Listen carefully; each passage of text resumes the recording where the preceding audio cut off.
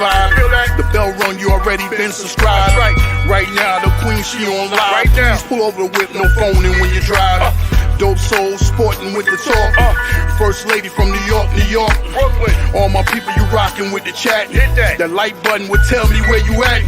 You know, Step from the NBK. Born and raised up NBK. Hey, real lady, where she holding it down. No matter way how you feel, she gon' greet you with a smile. Sister, you one of a kind. Yes. Oh, sister, it's time you That's shine. Dope Soul. Where you at? Where you at? Dope Soul. Where you at? Where you at? Dope Soul. What? Dope Soul. What? Your soul. Where you at? Where you at?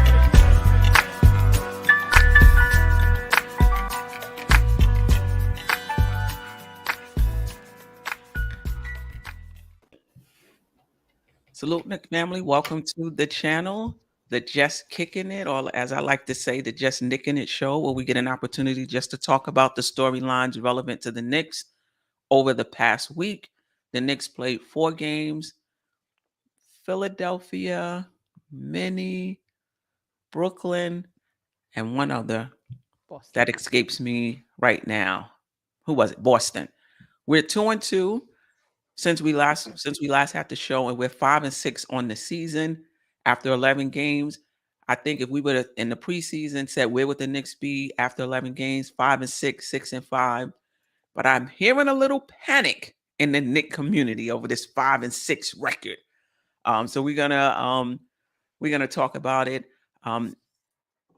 I want to thank everybody. I reached 1,000 subs. I found out this morning. It's not something I've been following closely, like every day looking, 2-3 times a day looking. But I knew I was close. Shout out to Jerrell, who let me know during the morning show that I hit 1,000 subscribers. Not a super big deal for me because I just enjoy coming on and rocking with you guys. But it's a big thing in the YouTube community. And I gotta thank some people because that's what you're supposed to do, right? So shout out first to everybody that rocks with me in the chat, those that followed me from Queen's Court to this channel, and those who just found me on this channel and decided they want to listen to me.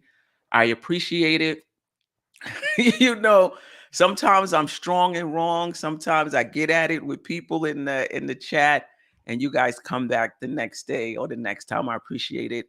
Don't ever take it personal. I'm able to separate if I get frustrated or what have you with something that's said in the chat. I'm able to separate that from who you are as a person. So it's never personal.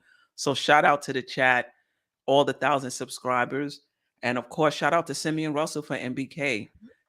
I was able to grow as fast as I did because of the NBK, the Queen's Court platform. Had I came out of the blue, I like to think I would have got here, but it would have took a little longer. So I appreciate that platform. Shout out to you, Sim. Forever grateful. And to the NBK fam. I don't want to go through names because I know I'm going to miss somebody. So I'm going to try to stay away from names and just say appreciate the NBK fam. But I do want to give a special shout out to Jerrell, Tsunami, and Stafford Don. The best way to grow your channel is to be consistent. And when I started this Just Nicking It show once a week, this was like the staple of the show. And those guys rock with me week in and week out. And it's because of that I was able to consistently have a show every week. And it was because of that this channel grew as fast as it did. So I'm not taking that lightly. Jerrell, Stafford, Tsunami, I really appreciate you guys. And got somebody special in here. Let's bring in the crew. Ajay, I appreciate you, who comes in when you can and lends your voice and your takes to the show. I appreciate that. And Eru is here. Listen, in order to stay in this community, you got to jive with people, right? And they have to kind of somewhat either accept you or respect you, even if they don't like you. Otherwise, you get those negative vibes and maybe you don't stay as long, right? Depending on the person you are. I got some great vibes from pretty much everybody I've met in this community. And that was encouraging, right? To all right, I'm going to hang in there. I feel comfortable here. And Eru was a big part of that. So I appreciate you. And thank you for coming in. Let's get to it. How you guys doing? Salute to everybody in the chat, man. You're so modest, Steph, man. Steph, you gotta say you're one of the best. You started late, but you're still one of the best. Tsunami too. I gotta give a shout out to Tsunami and Jerrell. All you guys are kind of like he goes the OG right here. That's the OG. The OG is here. That's what's up, yo.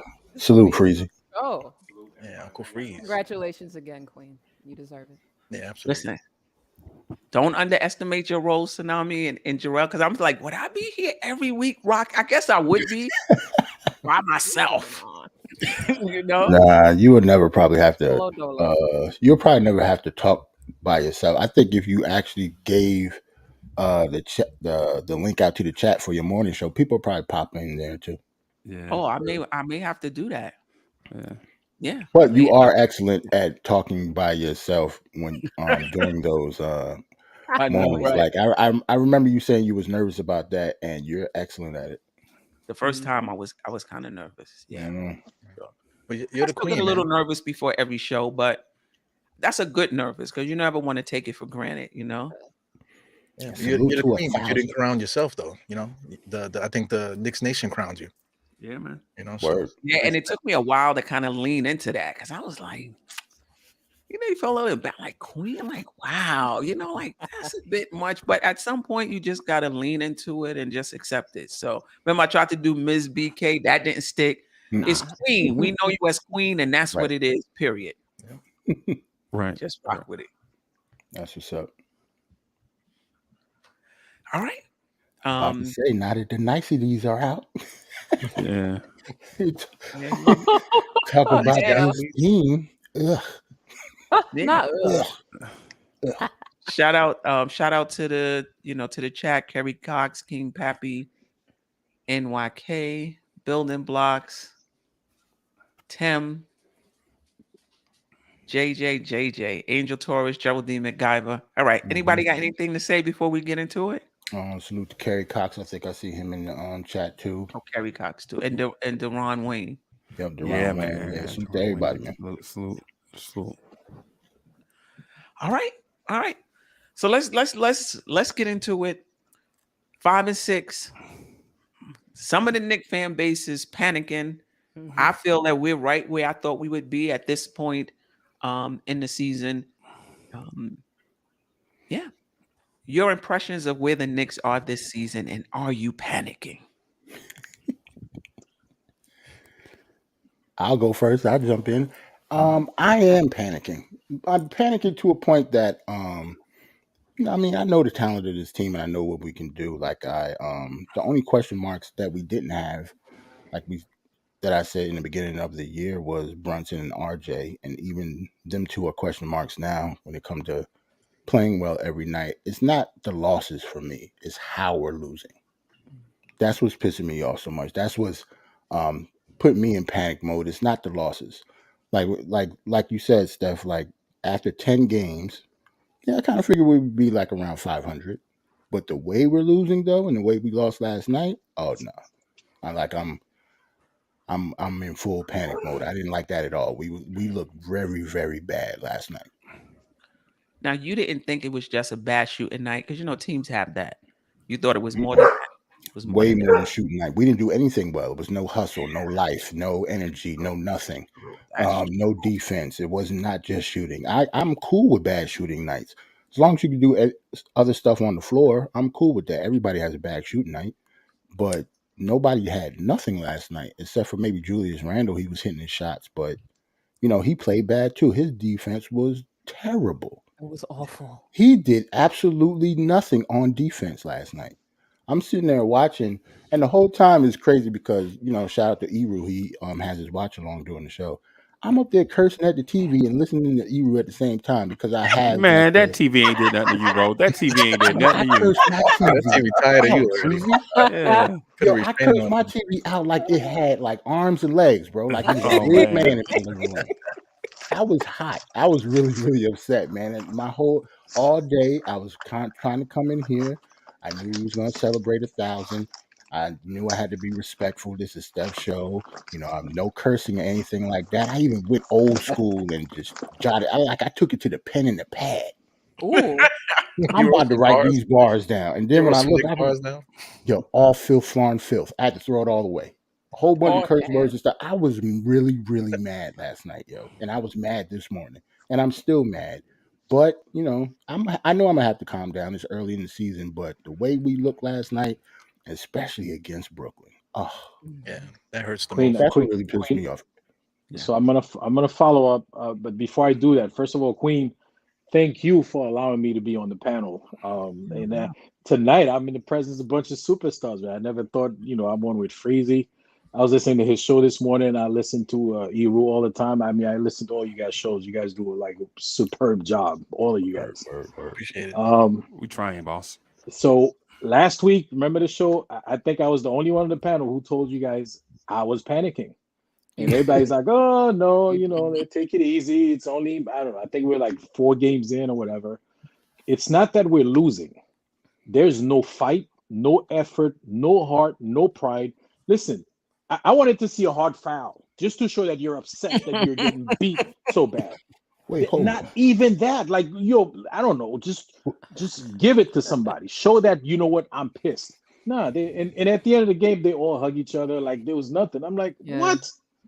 Man, I'd be on the floor. I'd be rumbling. I'd be fighting with somebody on that floor, man. Right. But these guys, they don't have they just don't have it. And that's what I'm worried about. So yeah, I'm panicking. I'll jump in next real quick. What bothered me about last night's game was that I thought Atlanta was rock bottom for us.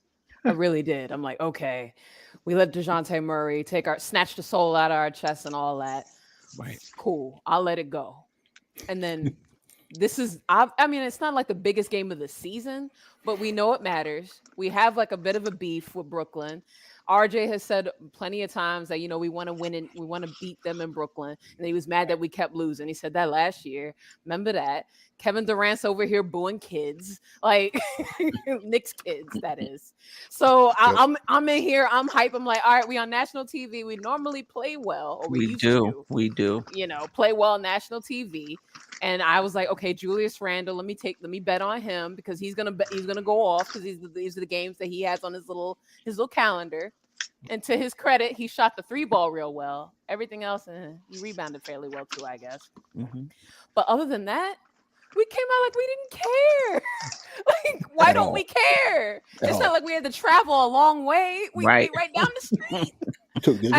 They took the subway there and felt that way. It looked like they just walked out the bar. That's what it looked like. And just said, hey, let's play a game today. We'll be right here. Yes. Basically, like, wow, we got a game today? Oh, wow. We in Brooklyn? Where are we? So let's go call Knicks. Let's go call Knicks in Barclay. So that's really what struck a chord with me. And the fact that we haven't had a really good defensive game in a long time is bothering me.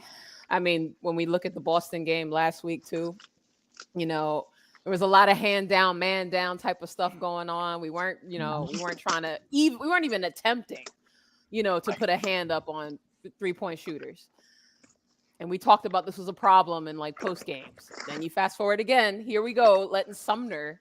Who is Sumner?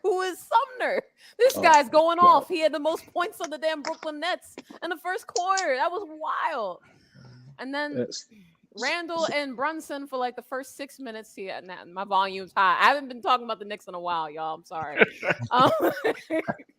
But the first 6 minutes of the game, it was just Brunson to Randle, Randle to Brunson, Brunson to Randle, Randle to Brunson. We weren't passing to anybody else. Right. And I'm not just saying that because I wanted RJ to get the ball. It's egregious, though. It's hard to watch. Like, anyone could see it. People who were not Knicks fans were seeing it. Yeah. And so that was just difficult, as a Knicks fan. Then you just see the league get worse and worse as the game goes. And you saw we had no fight. Yeah. And our bench, who normally saves the day, Obi, I was like, Obi, can you do it? Can you do it? Can you save it? No, I can't save it. Okay. So last night was a tough game. However, I do think we're going to have a lot of games, not necessarily like that, but I think we are going to be a 50-50 team. Yeah. It just seems apparent. And if I may sneak something in, Sumner was laughing. He was scoring laughing like, ha, ha, ha. Like, I'm like, somebody punch him in the face? Like, somebody do something? I was waiting for somebody to get punched in the face, AJ. We was down and then, like, in nobody Brooklyn. cared. Somebody should have fought somebody. It was disgusting. If a fight would have broke out, I would have understood. Hey, Oh. so They let me, supported it. if I may, first I want to say congratulations to the Queen, 4,000 subs. I bet you like 4,000 subs is right around the corner. Word. Don't be surprised. All But I right, had well, to change my. Y'all notice I had a nice cordial 9 p.m. ball cap on, and then y'all invited me into this tussle. So then I had to put on the soldier cap. Yeah. I had to put on the soldier cap. Right, I didn't know we were gonna get there until I said something about the Jets or the Giants. But since y'all drug it coming out of out me the already. box. Yeah. That's for after 11 o'clock. Too. Nah, Yeah, you that's don't. for You after don't need 11. to. You can talk about the Jets if you want. No, thank you. I just it gives me like this reflex action. But anyway, what I wanted to talk about is why we blame Randle for everything. I saw Black Panther tonight, and the movie was great. It did not turn out how I expected. Wakanda Forever. It was. No spoilers. No spoilers. No. I'm not gonna spoil anything. I'm not gonna spoil anything, except the giant season. That's it. But listen. But let me just say this though. It seems as if we blame everything bad Knicks related on Randle. Somehow we attach it. Notice we did not. We said who is Sumner, right? But we did not mention that was Jalen Brunson's man to guard. Yeah, he played high guard. And instead, I was gonna get there. Instead, we are talking about Julius Randle. No, we're gonna get there. We're gonna get there. Him and Sam. I didn't even fully go in on him. Yeah, he was the only one who shot well. It's coming. It's what it is. With You're Randle. right though. Nick's Twitter saying that Randle can do everything wrong. Right. Wrong. Everything wrong with the world is Randle's fault, including and I'm gonna say this, and I know y'all are gonna be like, no, don't say it. I'm already over Jalen Brunson. Oh, Jalen Brunson, really? Word? Already 10 games. Scrappy dude? You over Scrappy dude? No, man. Scrappy dude. My point guard? No, man. last night for 14 against Brooklyn. Come on. I have no argument for last night, Freezy. I hope you're not waiting for that. Come on. And then Sumner. Yeah, I can't. Yeah, I'm not arguing that. And it wasn't just Sumner, right? It was Brogdon with the Celtics getting in the lane anytime he felt like it Saturday night, right? It was Tyrese Maxey roasting us Friday night. Tyrese Maxey, if his shot went cold, that brother might have scored 50 points on 50 us. points. You're right. You know what I mean? And then the Atlanta game, we remember DeJounte Murray's part, right? But we didn't remember Trae Young's part before he got hurt. Right. Everybody that Jalen Brunson stood in front of was eating. Everybody, all the way back to the Memphis game. I'm already over this. Already. Jalen Brunson, okay, it's nice. 20 points a game, 7 assists. But my feeling is we're watching something Kemba Walker-ish about him already. Spicy. Yeah. And shots not fired. You trying to fight for real tonight? No, but hear me out. When I say Kemba Walker-ish, I don't mean like a random guy that thinks he's bigger than the team and is trying to recapture his all-star form. What I mean is a guard that can score that don't play defense. That's undersized. That team's game plan against his size every night with random guys, and those random guys eat. That's what I'm saying. It's something about the JB thing that has me thinking like, was this guy worth $100+ million? Was Dallas right to offer him 4 years, 55? And then we paid double that because we're the Knicks. Is there something to that? Now, I understand it's very early in the process, but while I'm looking at Jalen Brunson's lack of defense, I'm also hearing at the same time everything is Julius Randle's fault, and it's making me think. You know what? If you're Julius Randle, no matter who the Knicks bring in here, it's always going to be Randle's fault, even though the point guard started out ice cold and was getting torched by a dude that reminds me of my insurance agent. When I saw Edmund Sumner, I was like, "Hey man, didn't I pay you yesterday?" That's what I was thinking when I saw Edmund Sumner, right? And I know Knicks Universe will be like, "Oh, Uncle Freezy always be trying to say the spicy." Nah, bro, come on, man. When are we gonna say Jalen Brunson's defense is terrible? Anybody gonna admit that, or is it too early? That's fair. It It's fair. is subpar. He's not the only one. Let me just bring in a psychological point to the whole Randle thing. Ooh. It's well researched that if you like somebody, you're more apt to overlook their flaws. Not that you don't see them, but you see them, but it's not that big of a deal. Right. But if you don't like somebody, it's the opposite. That you're more apt to see more of the negative, than the positive, to minimize the positive and talk more about the negative. So what I've been doing as of late, what is that crinkling sound? If somebody can put somebody having some Lay's potato chips or something, just put their mic on mute. What I've been doing lately is just trying to keep that in my head and trying to be more even, right? Because it's true. People don't like Randle and they'll point out his mistakes and it's right. But the venom, it's like kind of over the top. But anyway, what I will say about Brunson is early in the season, when we played the two tough teams, I want to say that was Milwaukee. Was it Milwaukee and Atlanta? I noticed that because remember, prior to that, who did we play? Detroit, Orlando. Memphis. We played Memphis. When we played those two tough teams, it was Milwaukee and Cleveland. And Cleveland, two good defensive teams. They took Brunson out the game a little bit. Right.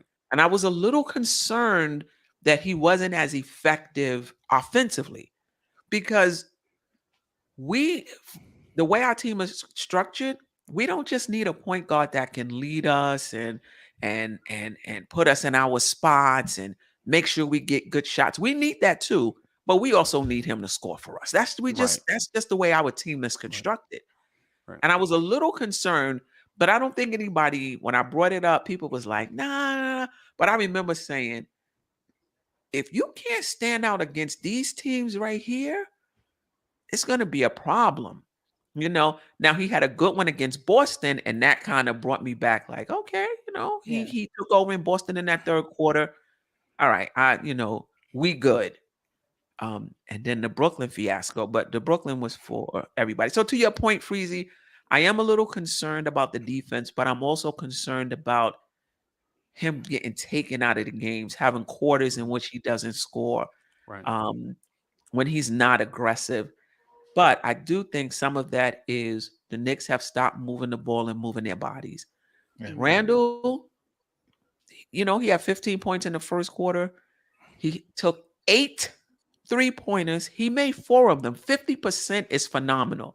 Right. But they were early in the shot clock. Come on. Move the ball, move your body, get your shots within the flow of the offense. The Knicks as a team is better when we operate that way. Now, he was hitting them, but it doesn't mean it was good shots. Correct. Yeah, I agree. That's why I say it's how we lost. Like, it's not about Randle's stats. The way he played wasn't conducive to us winning. Like, that's not how we're supposed to play. We're not going to be anybody playing like that. Regardless if it's Randle, it's not his fault. So was Randle bringing the ball up though? Randle was bringing the ball up playing point? No. And Reddish went 0 for 7 for the entire game. He was Freezy. I don't got nothing good to say about nobody in the Knicks jersey tonight. Jericho Sims. IQ was 1 for 8. All of them sucked last night, though. Jericho Sims was such a non-factor. All the Nets did was get in the paint and pump fake, and just hit a layup. He'd fall for it. Well, that's on something to talk about too. I know a lot of the fan base is very high on Sims. Put him in the spotlight this morning. Situation. But give me Ihart with his. Give me Ihart over Sims. If I can give you my opinion, man, I feel like Al Bundy. When Al Bundy he just came from a job that he don't like. He comes home and then his wife is over there smoking. She don't cook nothing. The kid over there, the girl, I'm afraid for her to leave the house. I don't know if she's gonna make it home alive. You know, then the son is out doing stuff. I don't know what he's doing, and I'm just sitting here. All I want to do. Meanwhile, the dog talking trash the whole time. Bud, the dog talking trash the whole time. Yeah, that's the only person that respect you in there is the dog. So I mean, that's what me. I do watch along. So I'm sitting and watching it, and I'm like, why am I wasting my life watching it? Because I feel like the last 3 to 5 years we've been watching the same exact thing. Like I was looking at the stats. RJ has not improved not one speck of his game since he started in this league. And if you look at the stats, if you bring it all to 36 minutes per game, the stats are identical for all 4 years, man. Mitchell Robinson stats are identical for 5 years. You know, and then Julius Randle, he's basically he's the only one really getting better, but just the way that he approaches the game is still the same. So adding you know, like I agree with Freezy, adding Brunson to it, even though I like him, you know, it's still the same effect as getting Kemba. And what's the difference between any of these guys and even Elfrid Payton? You know, because you know it's the same outcome when it comes to the whole team thing. So I'm watching the thing. I'm like trying to figure out what to say, anything good to say. So listen, this is the same stuff I've been saying. And then I agree with you with the Julius. Like people keep talking about Julius this, or we need to trade Fournier. You know, Fournier's got reduced to being a bench player. People are talking about him. He wasn't even in the game. You know, so it's like people are really crazy about the Knicks now. But my energy is like, I mean, we've been Knicks fans for so long that like my energy is just like I'm here, but I'm not here. I was like, God, please, you know, like you know, in like in a metaphorical sense, I feel like. You know, just take me now. You know what I'm saying? Like, why you put me through this? You know, let's take me out of my misery. You know, because it's not going to change. It's the same song and dance year in and year out, no matter who the coach is. Tom Thibodeau's another one. So I mean, it's so many different things wrong with the Knicks that, you know, I feel like I feel like I can't even get mad. I just don't have it in me. I don't have it in me. It's like a bad relationship. Yeah, I mean. We could focus on the Brooklyn game. We could focus on the entire season, but it's the same. You know, a lot of scapegoating. We're just not, and we thought this though, right? Like we came into the season, the Knicks are about a 500 team. Some of them thought it was 48, 50 wins. I said around 542. If they really gel and play good defense, maybe, you know, maybe 47. But we're not a good defensive team. No. Right? We talked about the lack of shooting coming into the season, right? Shout out to Knick Film School, who I talked about it this morning. They sent out their newsletter, and it's a small sample size of what Brunson's offensive rating is when he's in a game with Mitch, when he's in a game with Sims, when he's in a game with Ihart, and when he's in a game with Randle and Obi. And it's better when he's in much better when he's in a game with Ihart or Randle and Obi because it's more space than when he's in the game with Randle and Mitch and Sims, right? And we're going to revisit this, you know, a little later on. But I feel like Tibbs is going with Sims. I think we need to go back to Ihart. I get it. There's some things he gives up defensively in terms of his lateral quickness and things that of that nature. But I think it's a net positive. Sims, bless his heart, he tries hard, he rebounds, he had 3 blocks the other night, but as a team, I just don't think, and it's not his fault. I'm not even talking about just the Nets game. The Nets game was a debacle, so I'm not even putting that on Sims. Yeah. I'm just saying overall, we flow a little better with Ihart, and that way, at least it's open for guys to be able to get in the key and do what they do. Shout out to my sister who's not a me fan, not necessarily a Knick fan. I appreciate you. Hey, don't count them out yet. I don't know. I think now's the time. 11 games. I know we have 71 games to go. Yo, it's not looking good. But here's the thing, that if we weigh what the offense looks like with Jalen Brunson having carte blanche towards the paint versus what Mitchell Robinson brings defensively, I think I like what Mitch does defensively more than I like what Brunson does offensively. And the thing I have to back it up is the most simple statistic in sports: wins and losses. Right?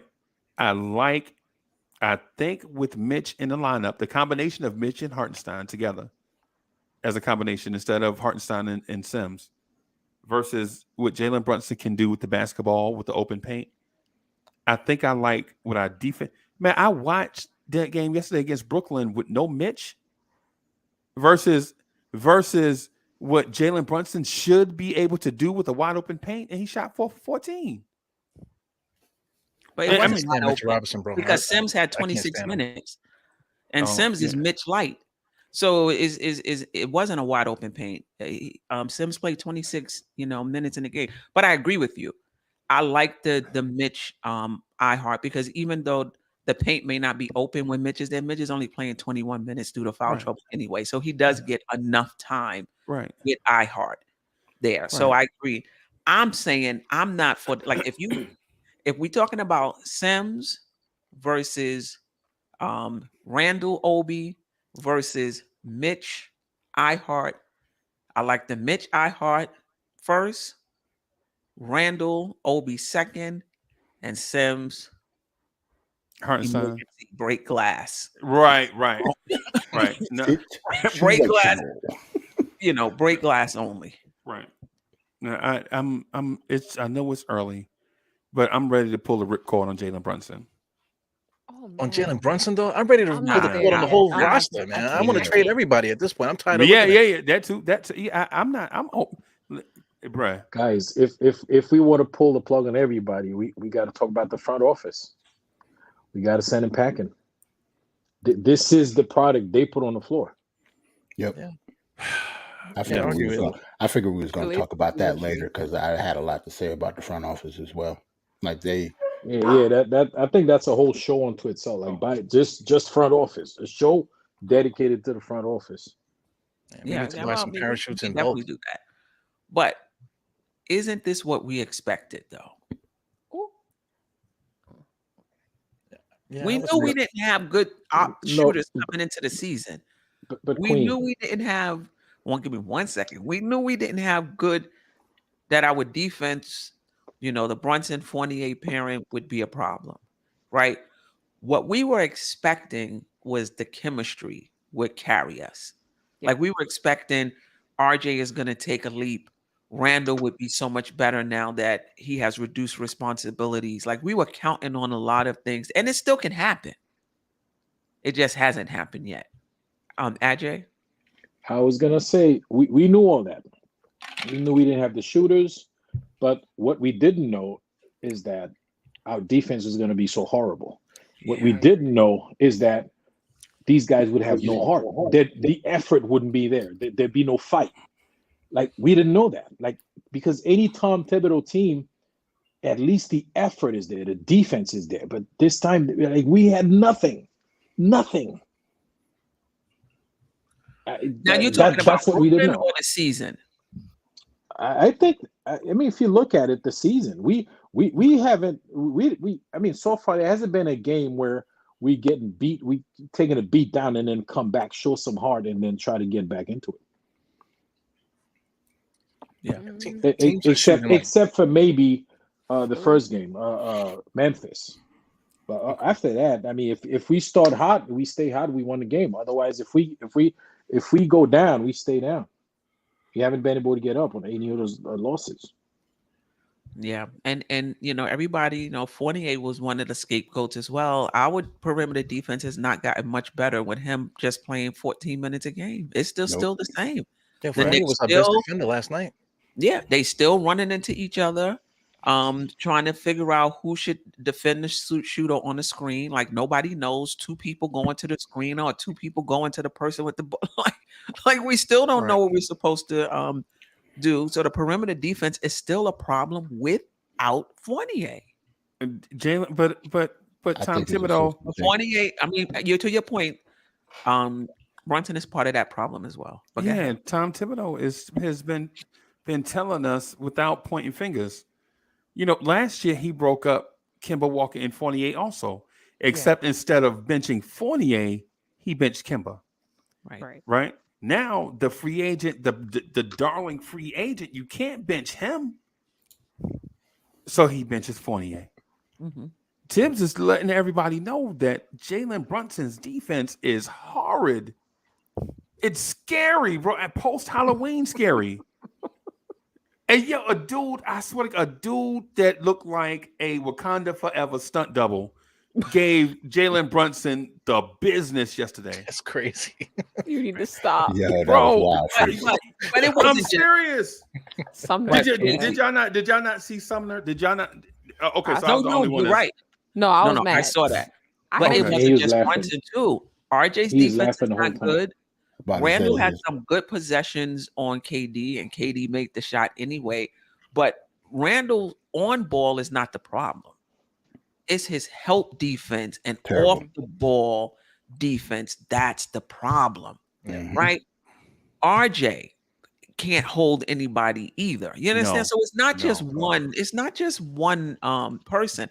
And then you got Cam in there. You know, Cam looks by like himself. a shell of himself.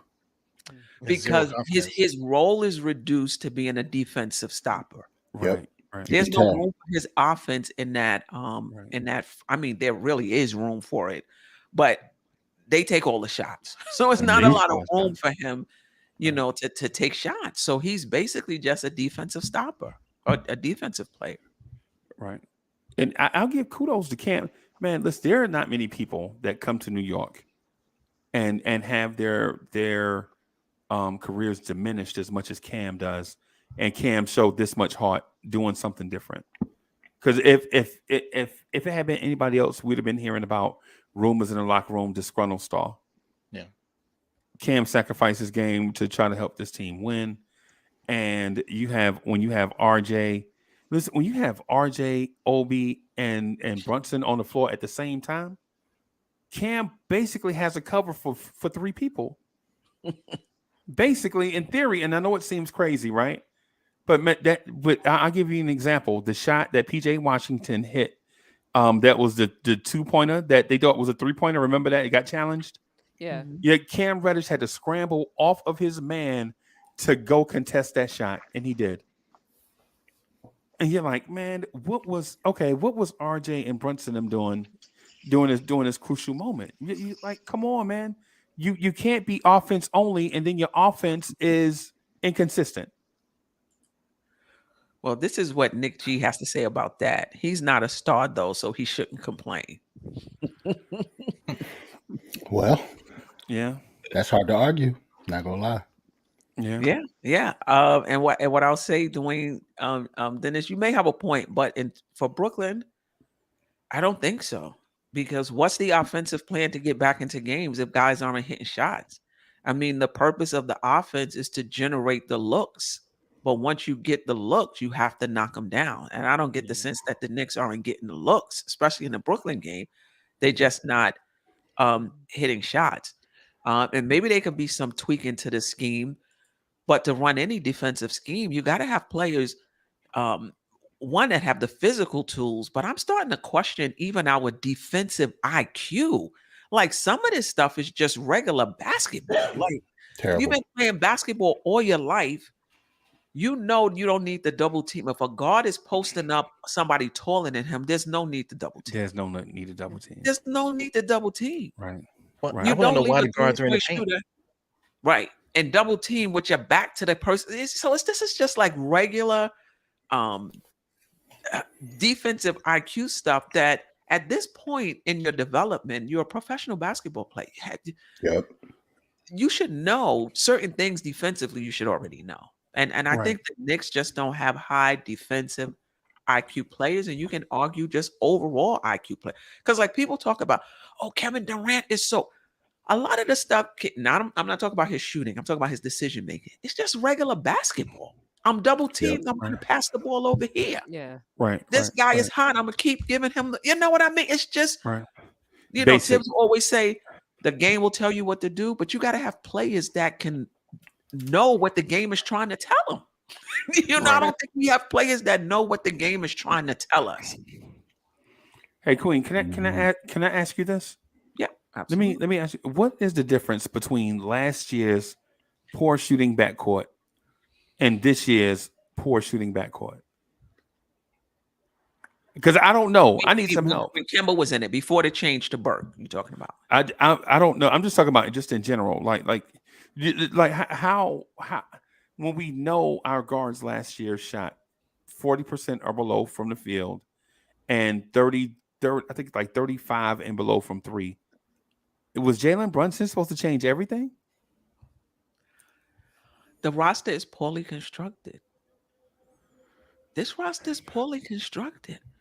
And I said that, like, everybody was so happy that we got 10 players. We got a 10-man rotation. This is the most the Knicks have ever had. Sorry, I'm having trouble connecting to the internet. This is It looks sorry. like a router issue. Sorry. Well, Alexa must have heard something that sounded like She mad about these Knicks too. That's what it is. Yeah, she's mad too. Alexa about to go outside and smoke a cigarette. Right. but I think it's flawed in the sense that we got players who can shoot and score, can't play defense. Our defenders like Mitch can't, Play can't defense. score. We got Cam with his nice, wingspan and what have you, but sometimes his shot selection is not that great. Then you got Grimes, who can shoot and play decent defense, who's injured, and even when he is here, he's not as tall as it's just like we need to start merging some of these players together because they're just not well-rounded. You mean in a trade or physically? Because I would do both. But if we can do it in a trade, that'd be You fine. doing both free? I would do both. It's the same stuff every year. I'm tired of looking at it. Tom Thibodeau too, man. You're talking about the 3-point shooting. I mean, every team is shooting 53s against us every game, and they're shooting within rhythm, nobody around them. So I mean, that's systematic. That's Tom Thibodeau's defense. He's not making the adjustments to get these guys. Say, listen, man.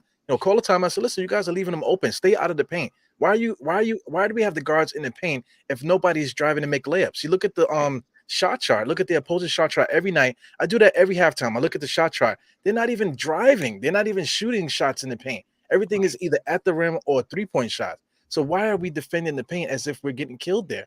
Like there has to be something systematic to change to stop the bleeding from out there. It's ridiculous. But maybe that's why they're not getting in the paint, because we're guarding it. But I do hear what you're saying. That might be your initial strategy, but you have to adjust once they start, hitting threes. Right. Now, if a team is hitting threes and now you're guarding the 3-point line, then they start driving and hitting those, then you lose the game. Right. But yeah, you gotta see. Basketball. Yeah, professional basketball, you gotta be prepared for everything. Tom Thibodeau always tips his hat to being prepared. I watch the games. I watch all the games. I watch 3 or 4 times. Like, okay. Listen, man, I've been watching games for God knows how long, man. I'm tired of looking at you, man. Coach out there. I'm tired. I watched the game last night 3 times. We sucked all 3 up. Yep. Nothing changed. Nothing changed. I watched the game twice. Nothing changed. I watched it 3 times. We sucked all 3 of them. Yep. I couldn't watch the game more than one time. Listen, I DVR'd it. I deleted right after the game. I didn't want to watch it the second time. Kerry Cox, this is exactly what I was thinking as well. Svi gonna get minutes now. He came in, hit 2. I said, we need him. That's my sleeper. I love Svi. I ain't gonna lie to you. Yeah, he's one of my favorite players. At this point, but defense is but this is the problem. So he's gonna help us with shooting. But what about defensively? This is the problem with the Knicks. Right. A cone. He's not that. He's better than Fournier defensively, and he's got like this spiciness to him that I kind of like. Like if you like a dude with some attitude to him, what I'm saying. I kind of it depends on, because when you look at the metrics, you got to look at the teams that he played for also. You know what I'm saying? He played for a Lakers team that had terrible defense. He played for a Pistons team that was just terrible. Period. You know what I'm saying? Yeah. He played for a Toronto team where his defense looked better. You know what I'm saying? So I guess I'm wrong then, because if he comes out and plays on this team, his defense will be bad because this team plays bad defense, right? Right. Okay, touche. You you should be able to hide a player or two if your other players are good. Like think about Miami. Toward the end of the season, they didn't play Duncan Robinson. But for most of the season, they did. And they were like top 5 in defense. Duncan Robinson is not a good defender. No. But if the others are, you can hide a player. You know, as long as they're getting, to their spots and playing good team defense. Right. You can't hide Speed. Speed's his hair. I think he got like the worst hair in the whole team. He has no shape up. He looked like he just got out of bed. Like his hair's all disheveled. And he in New York. How do you live in New York and not have a hair? Yes, I mean, listen, that shows me that's a guy that's working hard, man. If his hair looking crazy like that. RJ's haircut be looking trash, Freezy. Yeah, and he in New York. He in New York. Oh, he ain't the only one either. I just use him as an example. Got the Steve He's Harvey not the hair. only one on the team.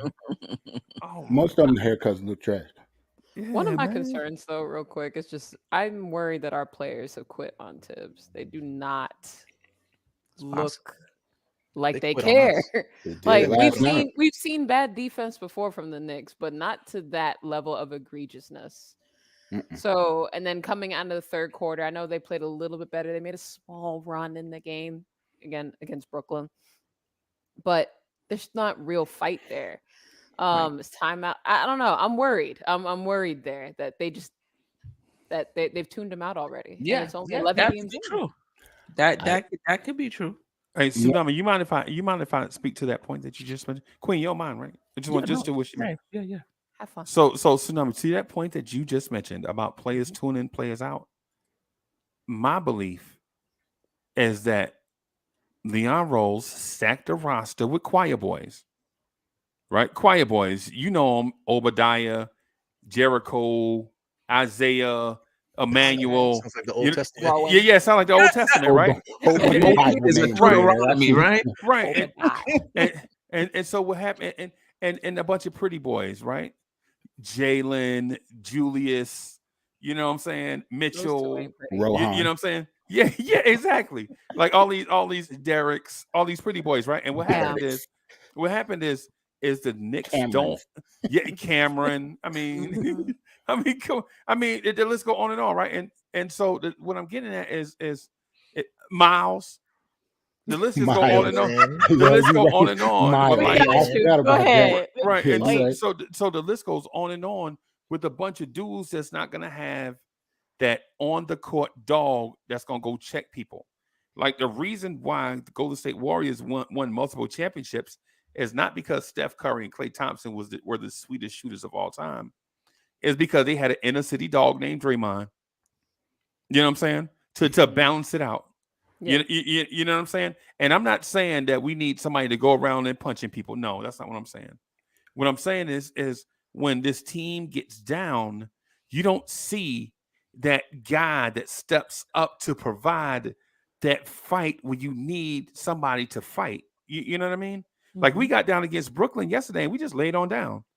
At this point, we laid down before we got down, though. Yeah, we never led in that game. We just laying down and staying up at the same time. Right, we rolled in there like a Jennifer convertible, like we was just ready to lay down. Right. At this point, with these analogies, Freezy, at this point, I would take somebody that will take a punch, or at least that will throw a punch. I would take somebody like that. What I'm getting? Nick G said we have a Trevor. I forgot we have a Trevor also. Yeah, I forgot Trevor. So Trevor Keels, are you right? Yeah, but what I'm getting at is like, for instance, I love Isaiah Hartenstein, right? I think his personality is one of the things that we've been missing since the guy that was on our bench 2 years ago. The shooting guard, the shooting guard that was always cheering, telling jokes and stuff all the time, kept the team light. Theo Pinson. Yes. Theo Pinson. Yeah, I think Isaiah Hartenstein brings a personality that kind of keeps it light. Because I saw Hartenstein hug RJ Barrett during the timeout. RJ pushed him off like, man, what you doing? You know what I'm saying? It's kind of like that kind of awkwardness. But we don't have the opposite of that. Like when when Atlanta got on a run against us, you can see them imposing their will on us, and you can see us subduing to their will. Right? We don't have a Draymond that would have flipped the script on that. Probably got a tech. Yeah. You know what I'm saying? Or something like that to kind of, you know what I mean? And so I think that is another roster flaw that when these things start going, for instance, I just think we're too friendly and soft. I gotta tag myself in, man. Does that mean that we want Alfred Payton and Reggie Bullock back? Because remember when that dude Jay Crowder hit that three, try to shoot that three, what did Alfred Payton do? Slam him into the first row? Right. You know, and I almost started a brawl. Right. So I that means that love you got I Elfrid Payton love back. Right. that's the only thing I remember. That's one great thing I remember about Alfred Payton. Right. Right. And shout out to Reggie Bullock too, because Reggie Bullock was going to fight. Well, him and Theo Pinson actually were arguing with Durant the other night. You know, Right. from the bench, they were talking. You know, they were showing that the clips of that. Where Durant was yelling at them from across the court because Bullock was having a shouting match with him in the game. You know, so those are only guys that have a pulse really. So we need to get back the guys that we originally wanted off the team to begin with. In the Avery, you know what Elfrid Payton and Theo Pinson and Reggie Bullock have in common with the Knicks? That team made the playoffs. What's this team gonna do? That's true. So I mean, we need to there's get something to back be to said for toughness because look at Minnesota without Pat Bev and Vanderbilt. Right. Soft. Right. There's something to be said from having those tough players on your team, and which allows your soft players to be soft. Just play offense, play defense. Any of the hard stuff will take care of that. And they create that space. Like for Cat to be Cat. Right. He didn't have to be that because he had Pat Bev. So we definitely need that. But White Falcon 44 is saying something opposite of, and Sherman has said this as well, that Tibbs is using too many players. I thought we wanted to play him though. Well, oh God. Yeah. That's why I brought it up, because a lot of Knick fans feel like we need to expand the rotation past 10. Right. That's unheard of though. We're chasing our tail with all that stuff though. Who has a rotation more than 10 players on their team? Steve Kerr does it sometimes. He'll bring somebody in for spot minutes, but most coaches don't go beyond 9 or 10. Yeah, Steph, they the best team in the world. I get that. Like he can do that. That's the only team, right? Their roster is the only roster on the planet that he could probably do that and they could still win games. Right. I don't see that for us at all. And right now, at the moment, they're 4-7. Yeah, they are. Yeah. That'll change though. Yeah. Even on 2K, man, like the computer only subs in 8 people. You know, even in 2K, it still doesn't even do that. You know, so you have to like force them to put in the guy you want in because the computer would take them out. They only got an 8-man rotation. But then again, so if you want to take it there, who do you cut off? Like everybody wanted Derrick Rose to play, right? Derrick Rose so far to me should be situational. He should not be playing every night. So you said we should go with 9. Don't play Derrick Rose and just play. But IQ is not playing that great either. Defensively, IQ is trash. You said 9, like I didn't. Like you make it seem like I wasn't gonna go to 8, Steph. Like I'm pissed. Like I'm mad, yo. People need to sit down. We suck. IQ is bulkier. IQ is bulkier, and he looked like it. So let's do this. Let's go around. What's your rotation? What's your starters and bench? And if you only want 3 people coming off the bench, you only got 3 people coming off the bench. Freezy, we can start with you. Who's your starting 5? Who's coming off the bench for you? Who am I starting at point guard? Yeah. I don't know. I don't know. I like the energy. I like that. I don't know. Because if we're talking about correcting stuff or letting stuff get better organically, for this exercise, I'll say we're looking at letting things get better organically with chemistry and synergy and such. So I guess I'll be forced to start Jalen Brunson, right? Okay. I really don't like RJ at the 2 because I don't like starting power forwards at the 2, right? So, but for this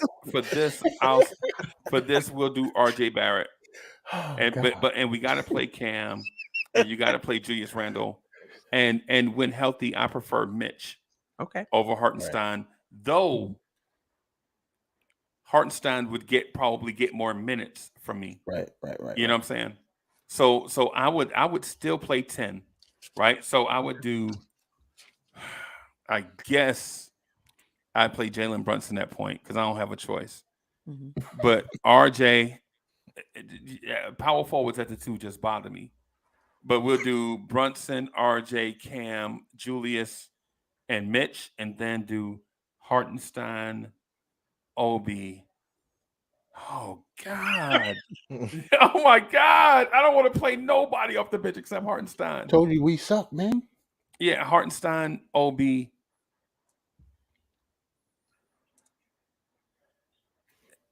Right. And anybody quickly, can sit. That's what I'm saying. Like it's yeah, hard to pick, man. Anybody can sit from this team. Just auto pick the Yeah, just play whoever. We're gonna play Ebro the was same way. absolutely right. Ebro was It's a just draft. auto pick. Just throw some names on the table and Yo, just we let start everybody. auto drafted rotations. That's Yeah. crazy. Oh my God. Y'all are killing me, yo. Oh my God. All right, Tsunami. Okay. Mine is not going to be quite as funny as Uncle Freezy's was, just saying. But Brunson at the 1, because I don't think he's nearly that bad. I would like to play RJ at the 2 and then Cam at the 3. 4, obviously Randle. 5, I'm going to stick with Mitch because I still like what defense that he brings to the team. Whenever he's able and available to come back, I have a concern there.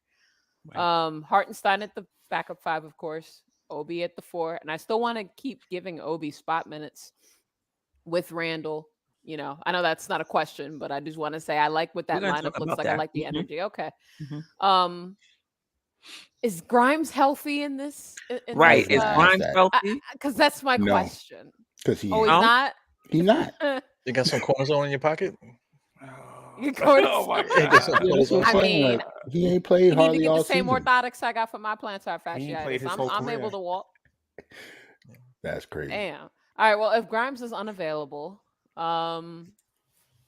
let's see here. Well, quick at the 2. I'm still gonna give Rose minutes at the 1. Who am I forgetting? Oh, Fournier. Oh, all right. You don't have to do a 10. You can. It's up to you if you want to do 8, 9, 10. I don't think Fournier is someone we have to permanently bench. I only permanently bench him when I see Grimes healthy. So that's kind of my problem there. So I'm gonna give Fournier some minutes there too. He may not get a bunch of minutes. He's not gonna get the majority of it, but Cam can play a little bit more. And that's what I'm going with. I'm not doing anything helter skelter on mine yet. I'm not quite at that level, even though I'm upset. So that's pretty much Tibbs' rotation. Yes, right. I'm fine with it. Okay, Ebro. I don't even know if you should even ask me, man, because I want to trade everybody on the roster. Everybody, all right, like everybody. So I mean, I give it to you like this. Brunson, I'm dealing with him at the point. I actually enjoyed the way he played, but I do agree with stuff that Freezy's saying. But Randle, people don't like Randle, but the problem with Randle is that he's in the wrong role. He shouldn't be the number 1 guy on anybody's team. But if we can get him to dribble the ball 3 times, pass the ball, and just shoot open shots and catch balls on the drives, then I like him because he could be an enforcer if we can reduce his usage out there. Obi Toppin, that's another guy. If I were having a starting lineup, but I want him to play small forward at this point. I don't think he can guard power forwards because he's too weak. He has a 3-point shot now. I want to take advantage of him driving to the basket and stuff. So I would have him at the small forward. And then after that, every other person that I didn't mention, I want them off this roster. I just want them gone, man. RJ, I'm done with RJ. I feel like he can't get better. I feel like nobody else on the roster has any upside to get better. So I just want them all off the roster. So I mean, if I can get Brunson a proper backcourt mate, that's what I want. If I can get possibly somebody with more of a pulse on both ends to play center, that's what I want. And Pulse or pulse. Because I'm not a fan of Mitchell Robinson. Defense aside, Hartenstein. If I wish I could put them together in one player. Yeah, me too. But I don't have the the freaking Dragon Balls right now to make that wish. You know what I'm saying? But I really am tired of looking at these players. That's the bottom line with this, man. And I'm really tired of looking at these guys. Something needs to happen with this roster quickly. We need to get tougher, like you said. And that's really the bottom line for me. Yeah. Yeah. Wow. Jerrell, you need a minute? Yeah. You want me to go? I'll go in. I'll go. I'll go. Go ahead. I'll go. Go ahead, Andrew. All right. So, wait. You said Grimes. He can't play, right? He's I wish unhealthy? Grimes was healthy. Okay. So, I want to go with Jalenbrunson, Emmanuel Quickly at the 2, Cam Reddish at the 3. No, Julius Randle and Mitchell Robinson. I would have RJ Barrett coming off the bench. He ain't producing right now. I don't need him in my starting lineup. So I would have RJ Barrett, Isaiah Hartenstein, and Obi Toppins coming off the bench. If I could add one more, it'd probably be Deuce McBride for defense. I mean, Derrick Rose to me is situational. He's done as far as I'm concerned. And that would be my 9. I think I said 8 or 9. You know, if I could throw McBride in there, that would be 9. No, 8. But I said if I could throw Deuce in there. So okay, off the bench, off the bench, you want to throw in there. Yeah, off the bench again. I have RJ Barrett, Obi Toppins, Ihart, and Deuce McBride. So those are the 4 off the bench, and then the 5 starters. So I would basically bench RJ Barrett and start Emmanuel quickly. But would RJ still get his same? It depends on his production. If he's shooting, 25% like he's doing, he's not shooting that bad. He's shooting 43%. I mean, y'all are acting like he's shooting just air balls every shot. I'm sorry. This is every other shot is horrible. So 43%, and it's been 11 games. That's 43% from the field though. Like not from what is he shooting from 3? Who's this? 31%. I'm about to say, I don't know. This isn't the time to be arguing RJ stats. Yeah, RJ. You can have him coming off y'all's bench. That's fine. And trash bag. He's not like a glad bag. He's a 99-cent trash bag. Tsunami. And his defense has not been here all season. Well, I agree. His defense has been poor in spots. So we lost Steph. I guess I'll go real quick since Steph had to hop off. I don't know. Eru kind of stole all my thunder with getting mostly everybody off this team. Yeah. I'll probably go with the same starting 5 that we have. I'm not benching RJ, even though he has not been good like that. Shooting 42% from the field, 30 from 3. I don't need that from him. And plus the way that, I don't know, kind of tunnel vision when he do that, going to the basket, and he just throwing anything up there. I really don't like it. It looks ugly. But I like RJ. But sometimes he just go to the basket and just let go and let God. Like he just take the left hand and just throw it up. Yo. Just flick it. I'm like, yo, what the hell is that, RJ? He hits the bottom of the rim with precision, though. The bottom of the rim on layups, just bang in that same spot. And yesterday, RJ Barrett, just real quick. Yesterday, RJ Barrett missed a 1-foot uncontested layup against Brooklyn. At least 3 a night, man. At least 3 a night. So when you see stuff like that, you have to put that into account. Like, I know we like this kid. He's supposed to be like, not our future. Like, he's our future because we just signed him, but I think we pretty much know that he's not going to be a superstar or anything like that, but he still has to play better than what he's been playing. Like, I like RJ, but he's not been playing well. And I'm looking to date my sister, but I don't know about keeping him on the Knicks roster. Yeah, cool Jerrell, kid. Right. Jerrell, I like RJ too, man, but in my opinion, he's a 3rd or 4th option best. He's actually a Julius Randle that you left in the dryer too long. My God, that is brilliant. He is a shrunken down Julius Randle, bro. I don't know if it's because he's been playing with Julius, but he actually does look like Julius Randle sometimes. Shrunken down version, bro. I'm not gonna lie. But, he is a Snickers mini. He is a mini Randle. Trick or treat. All right, so I Steph, while you was gone, I was about to give my lineup. I didn't give it back. We pretty much excuse me. I'm down here in the boondocks. If it rains, the internet goes Please crazy. don't say the Carolinas. Please don't say the Carolinas. Georgia. Georgia at that with my little 10 megabytes per second. So you can only have one thing going. Hey man, that's what happened when the queen leaves the subjects and go into her own castle somewhere all the way down south. You know what I'm saying? I'm like, yeah, I know that's frustrating. I had to mute myself, man. Freezy, man, that is some funny stuff, man. He's a freaking Ego Mini out there. He's not even the real one. He's a freaking bootleg. I mean, he does RJ Barrett? Yeah. It's the way that he's playing, just the way he looks. Like sometimes he just go to the basket, and just throw it up. It just pisses me off. Yeah. But my starting. Can I go say ahead, this? sir. Can I say this real quick, just in general, because I'm hearing a lot of this in the chat when it comes to RJ and Randle. It's not about the percentages. It's about when you're watching the game, how are they playing? Right. You could shoot a high percentage taking bad shots. You could shoot a low percentage taking good shots. You know what I mean? Randle shot 50% from three. I cringed on some of those 3-point, and I'm a Randle supporter, but if you're not playing well, you're not. I mean, I'm not saying he's not playing well. I'm just saying some of the shots he took, even though he's shooting 35% from three, even though he shot 50% the other night, some of the shots was not in the flow of the offense. I'm not banging on him. He's the only one that showed up, as far as shooting percentage wise, him and Sims 3 for 3, right? Everybody else was, whatever they were, 28% or something like that. But a lot of it is how you getting your shots in the flow of the offense.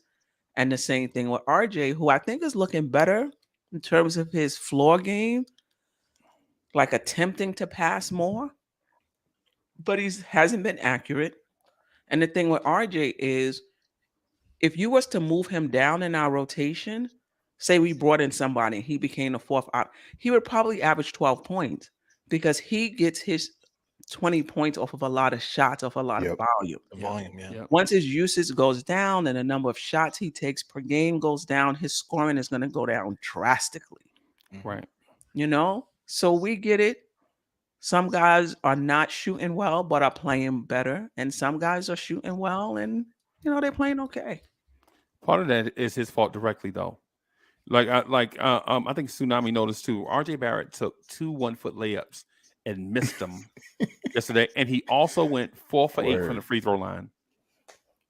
So part of that has to do with RJ. It's RJ up here. You don't blow 1-foot layups at 6'7". 4 years in the league. It really don't make any sense at all. Right. I don't think I've ever seen it. Somebody this, like, RJ's a high profile player, like, especially to this point, right? Especially till he got to the NBA. He was picked third for a reason. We didn't just pick RJ because, wasn't nobody else left. Right. Like, he was a good, promising player. Some of the stuff that happens to him now doesn't really make any sense. Yeah, he's been a top player since he's been a kid. He's been amongst the top players in Canada and the United States since he was a child. Yes. And now we hear 4 years into the NBA, we're still talking about, he going to develop. He going to develop, 2 more years. Yeah.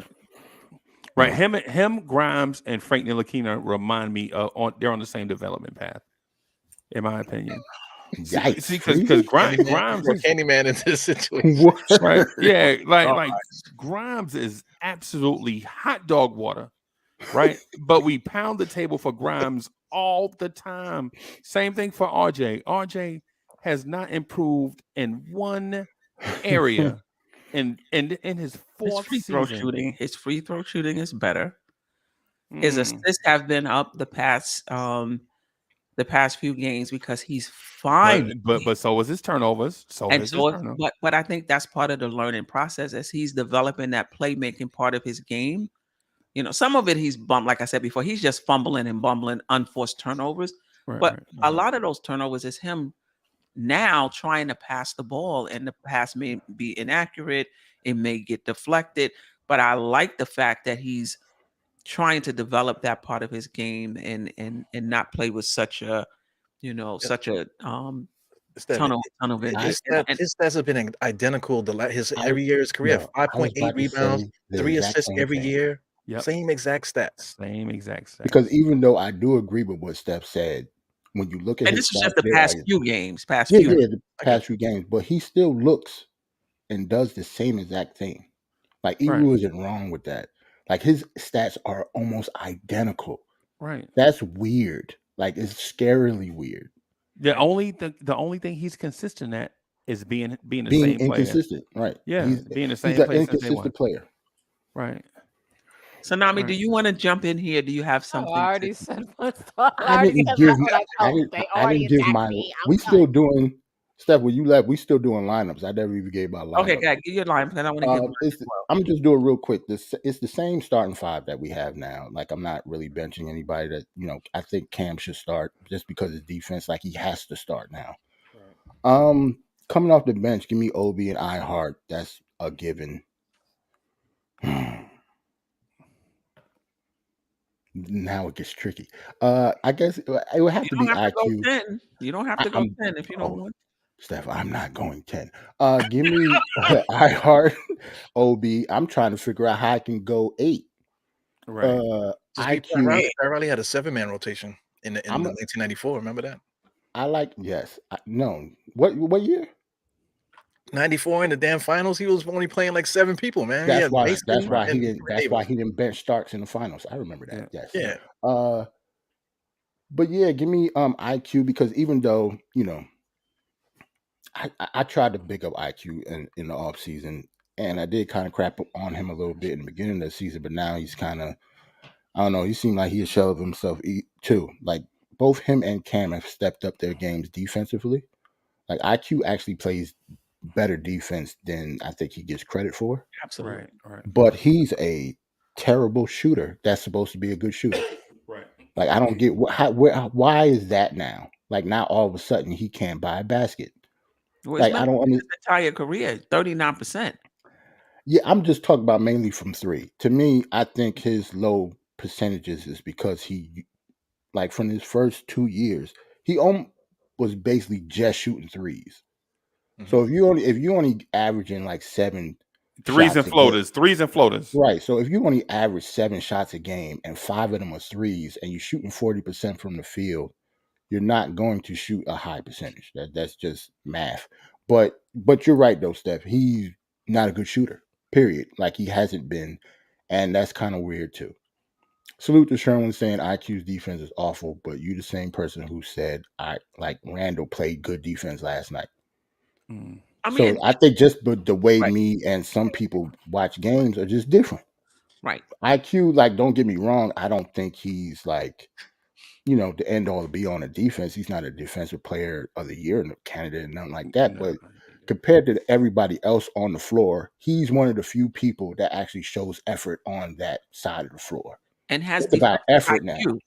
He can stop a drive, back to his guy, hedge without turning his back. You know what I mean? Like I noticed all that stuff. Yeah. And compared to what his rookie year was, is a complete turnaround where he was. No doubt about it. When he first came one to of our the best perimeter defense. I think the limitations is his size. Yeah. That's the limitation. But he's been contributing to the rebounding too. He had that 16-point rebound, 16 rebound game, so he's been really throwing his body around. You have to do that when your 6'9" power forward gets like 3. Right. Like that's almost by design. Somebody got to get him, Eru. Or when the freaking starting center, is like averaging less defensive rebounds than IQ at the moment. When your starting center gets like 6. That's because he's out on the perimeter. He's out on the perimeter defending for everybody else and switching. That's why he can't get a defensive rebound. Right. It's almost like we have an excuse for everybody. See how everything comes back to Brunson? Everything comes back to Brunson, bro. Brunson was on commercial break. He brought Brunson back in the room just now.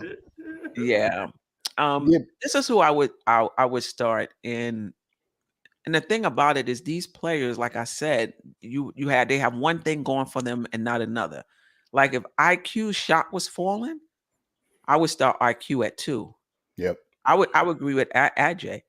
Yep. I would start him at 2. In a perfect world, I have Grimes at 2, Cam at 3, and I have RJ coming off the bench. Same minutes, but just really trying to beef up that perimeter defense with Brunson starting. So having a Grimes or a Quickly at the 2, having a Cam at the 3, then Brunson is the only weak link out there on the defensive end. I would still go with Randle, who's a pretty good on-ball defender, but his team defense and his rotations and knowing where to be is god awful. And I would also start Mitch as well at the 5. Coming off the bench, it would be Ihart, Obi, RJ. Get tricky at You that. are benching RJ Barrett. Because if Cam, if well, it depends. If IQ is starting, then it would be Grimes at the 2. If Grimes is starting, it would be IQ at the 2. And I would still play roles, but I would still play him the little bit of minutes he's playing. That's correct for him. I don't know. 8 to 12 minutes. Just whatever time Brunson is not there, that's the time Rose gets. Keep us steady, hold down the fort until Brunson is able to get back in the game and stop coming out pulling. We don't really need, I'm not saying we don't need his offense, but just get it within the flow of the game. Like it's like Brooklyn, he's trying to get us back in the game. Like your role is different right now. Just settle us down, make sure we don't lose the lead, make sure everybody get their good shots in your 8 to 12 minutes. That's what that's what I would do. And the only reason I say IQ over RJ is just defensively. Just defensively, just wanting to have better perimeter defense around Brunson.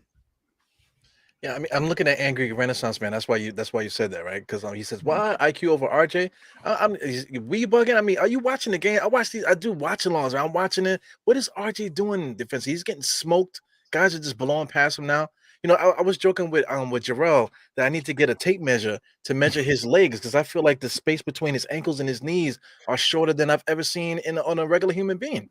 Because his knee over toe ratio is way too far out. I'm like, what's going on with him? He's got like some does he need like stem cell surgery or something on his body? He looks weird, man. Looks like he dies on screens every time I see him. Every time. It looks like we're just watching his cartilage like disintegrate right before our eyes, man. Right. Which is weird because he was actually a promising defender. Like exactly. So before this. So what is the decline? What is going on? Is he hurt? It's something different. Definitely. Something is definitely different. I think he's carrying too much mass. You think so? That might have. He looks big. Yeah, he looks bigger. He looks bigger, but then some people that's that camera 10 pounds. Because when I saw him in the open practice, he didn't look big at all. Yeah, some people say, see, I didn't see RJ in person. I didn't go to the game. So some people said that they saw RJ, he looks the same. But like y'all said, I kind of do agree with y'all. To me, on TV, he does look a little heavier. One thing I didn't like what RJ said. I don't know if you guys saw the interview. You see like the post game press conferences. Okay. I like what I missed him after the Brooklyn game. Even what Freezy's been talking about Brunson. One thing I do like what he said, even though he had a terrible game. So this is not me caping from Jalen Brunson. He sucked too. He actually said like he had accountability for what happened. He said he played horrible. Everybody, needs to play with more heart and stuff like that. So I actually like that. Some of the stuff Randle said, I actually like some of the stuff that he said. RJ was on some, I don't know, he kind of brushed it off. He said like we'll have games like this in an 82 game season. I didn't like that at all. Me either. Like it didn't really show competitive fire for me, especially because RJ was the type of person he usually wouldn't say that. Like he would say, like he would have some type of accountability for himself. He didn't give any of that last night. He made it seem like, well, we played bad. That's how it goes on to the next one. Are you saying RJ is posh? Me. Is that what I'm? I don't want to say all that because I don't want to RJ start a narrative, but that is something that he said. I didn't like that. I gotta add to that. He was fully dressed. I mean, he had full new hairspray and oil in his hair. He had the leather jacket. Y'all laughing. Snapped up. But he's right though. It was glistening. It looked like RJ came out. Like he was ready to go home. He was ready to go party. He's ready to do the next thing in the evening. RJ is posh. I don't want to call him posh, man. But yeah, it didn't look good last night. Now, I'm sad. I'm sad now, bro. But usually off the court is what I like about RJ the most. Like usually he's the go-to person for stuff like that. He's usually more mature than what he's supposed to be in his age. Last night I didn't like it. It just seemed like I don't know if he's defeated or he just hated himself that much, but it didn't look good last night. But was he wrong though after a game like that? to say, you know what, because there are going to be games like. But the only thing I'll say is, Yes, he was wrong, Steph, because it's been more than just that Brooklyn game. Yeah. that's Yeah, true. That's dinner why. And what I will say is there'll be shooting games like that. Right. The Knicks got outplayed in every category. Exactly. They got out rebounded, points in the paint, second chance points, fast break points. Right. Usually the Knicks are a beast in the paint, but now they Mhm. after the Boston game, now they done turned into these 3-point shooters now. Yep. And the points in the paint is going down significantly. So I mean, shooting wise, there will be games like this, but you're right. That was just all around. They got beat in every single category, and their energy wasn't. It was like they were surprised it was a basketball game. Right. It's like we did the same thing that we did to the Timberwolves. It's just Brooklyn did it to us the next game. Yeah, because like Minnesota, they didn't really play with no heart either when they played us. You can They tell. didn't. And Eru's right. We look like them. We looked like wow. Rough. Now, see, I understand that statement. It says he's still young. The kid's got to grow. This is, if it was somebody else other than RJ Barrett, that will ring true because RJ Barrett has been mature like that. You know what I'm saying? Like he's always been, you know, the dude who sounds like the leader. He didn't sound like the leader last night. So I don't want to say that he's young and he needs to grow because it's the same RJ Barrett from last week. Right. Yo, guys, man, you guys got kids. Some of you guys got kids, right? So listen, RJ Barrett is 22 years old. If he's been doing the same thing in your house, he don't got a job, he's not doing nothing, right? 22 years old, you're like, bro, you need to get up out my house, man. You need to go find a job. You need to go get a girl, go do something, but you got to get up out of here. That's what we would say for a lazy kid or somebody that's not developing or doing anything to make himself into an adult. But what if you got girls though? What if you got like 4 girls, like 3 boys and 4 girls? Does it work for the girls too? No, I mean, you know, yeah, man. Because well, no, it doesn't. Okay. So, I love. If I had a daughter, I'd be in trouble, man. Nah, see, but that's because you don't have any daughters, Eru. Once they walk over you a certain amount of times, yeah, that happened to me. I can't do it no more, yo. They'll walk all over you. Right. When I was yelling at one, and she grabbed my car keys to my car and told me to cash app her. And I'm like, yo, you know I'm yelling at you, right? I would never. You see what I'm saying? Though? We have the tolerance for our own young people in our own homes, right? But then RJ gets this long leash. This like, you know, he's always been like that. You know? It's always been like that, though. It's always been like that for RJ. The leash. But I listen. I see improvement in his free throw shooting. Mm-hmm. I see improvement lately in his willingness to pass and his. I always thought he had that. In them, but I think it's becoming clear with a lot of our players that they're not who we thought they would be, and some of us was on that early, me, and others had to wait and see. Yeah, you know, this whole play the kids narrative that we've been going through for the past couple of years, man, they're not kids anymore. Like they got to put up a shut up time. Like we don't have any rookies on this team except for Kills, and I don't even count him. He's in the G League. But will we all agree though that it's Randle, RJ, and Brunson? The team is going to go as they go. Like the other guys that's coming off the bench, they're in support. Yes. But those 3 guys have to really be the ones that's carrying the heavy load. Yes, absolutely. All 3 of them have to be held accountable. Lottery. Lottery. Let's talk a little bit about the Obi and Randle pairing. Just your thoughts on it. Do you want to see it more? Do you just want to see it in situations in which the other team is going small? Is it something we should roll out anyway, make other teams adjust to us? Just your thoughts on the Randle Obi pairing. I gave my thoughts before. Now I go first real quick. I gave my thoughts before, and I agree with Eru about Obi playing more small forward. It don't got to be a lot of minutes. But last time I said that, I got yelled at in patois from Stafford for like a whole half an hour. Salute to Stafford, you my guy. But he hated that. He's a small forward. Like Stafford got me that night. But yeah, like he almost Obi plays like a small forward anyway to me. Like he has no physicality in his game at all. The only reason you would call him a power forward is because I don't know, maybe because his height and his lack of like handle or whatever. But he does not play like a power forward. He doesn't play in the paint Yeah, like Obi's a shooting guard. that. He plays like one. Yeah. But So can that's you defend why the position though? That's the He's a that's the forward. question. that is the number one question. But Steph, we don't defend that position anyway. So, like, All right then. so if we don't defend that position anyway, you might as well give him some minutes at small forward, especially until Grimes come back.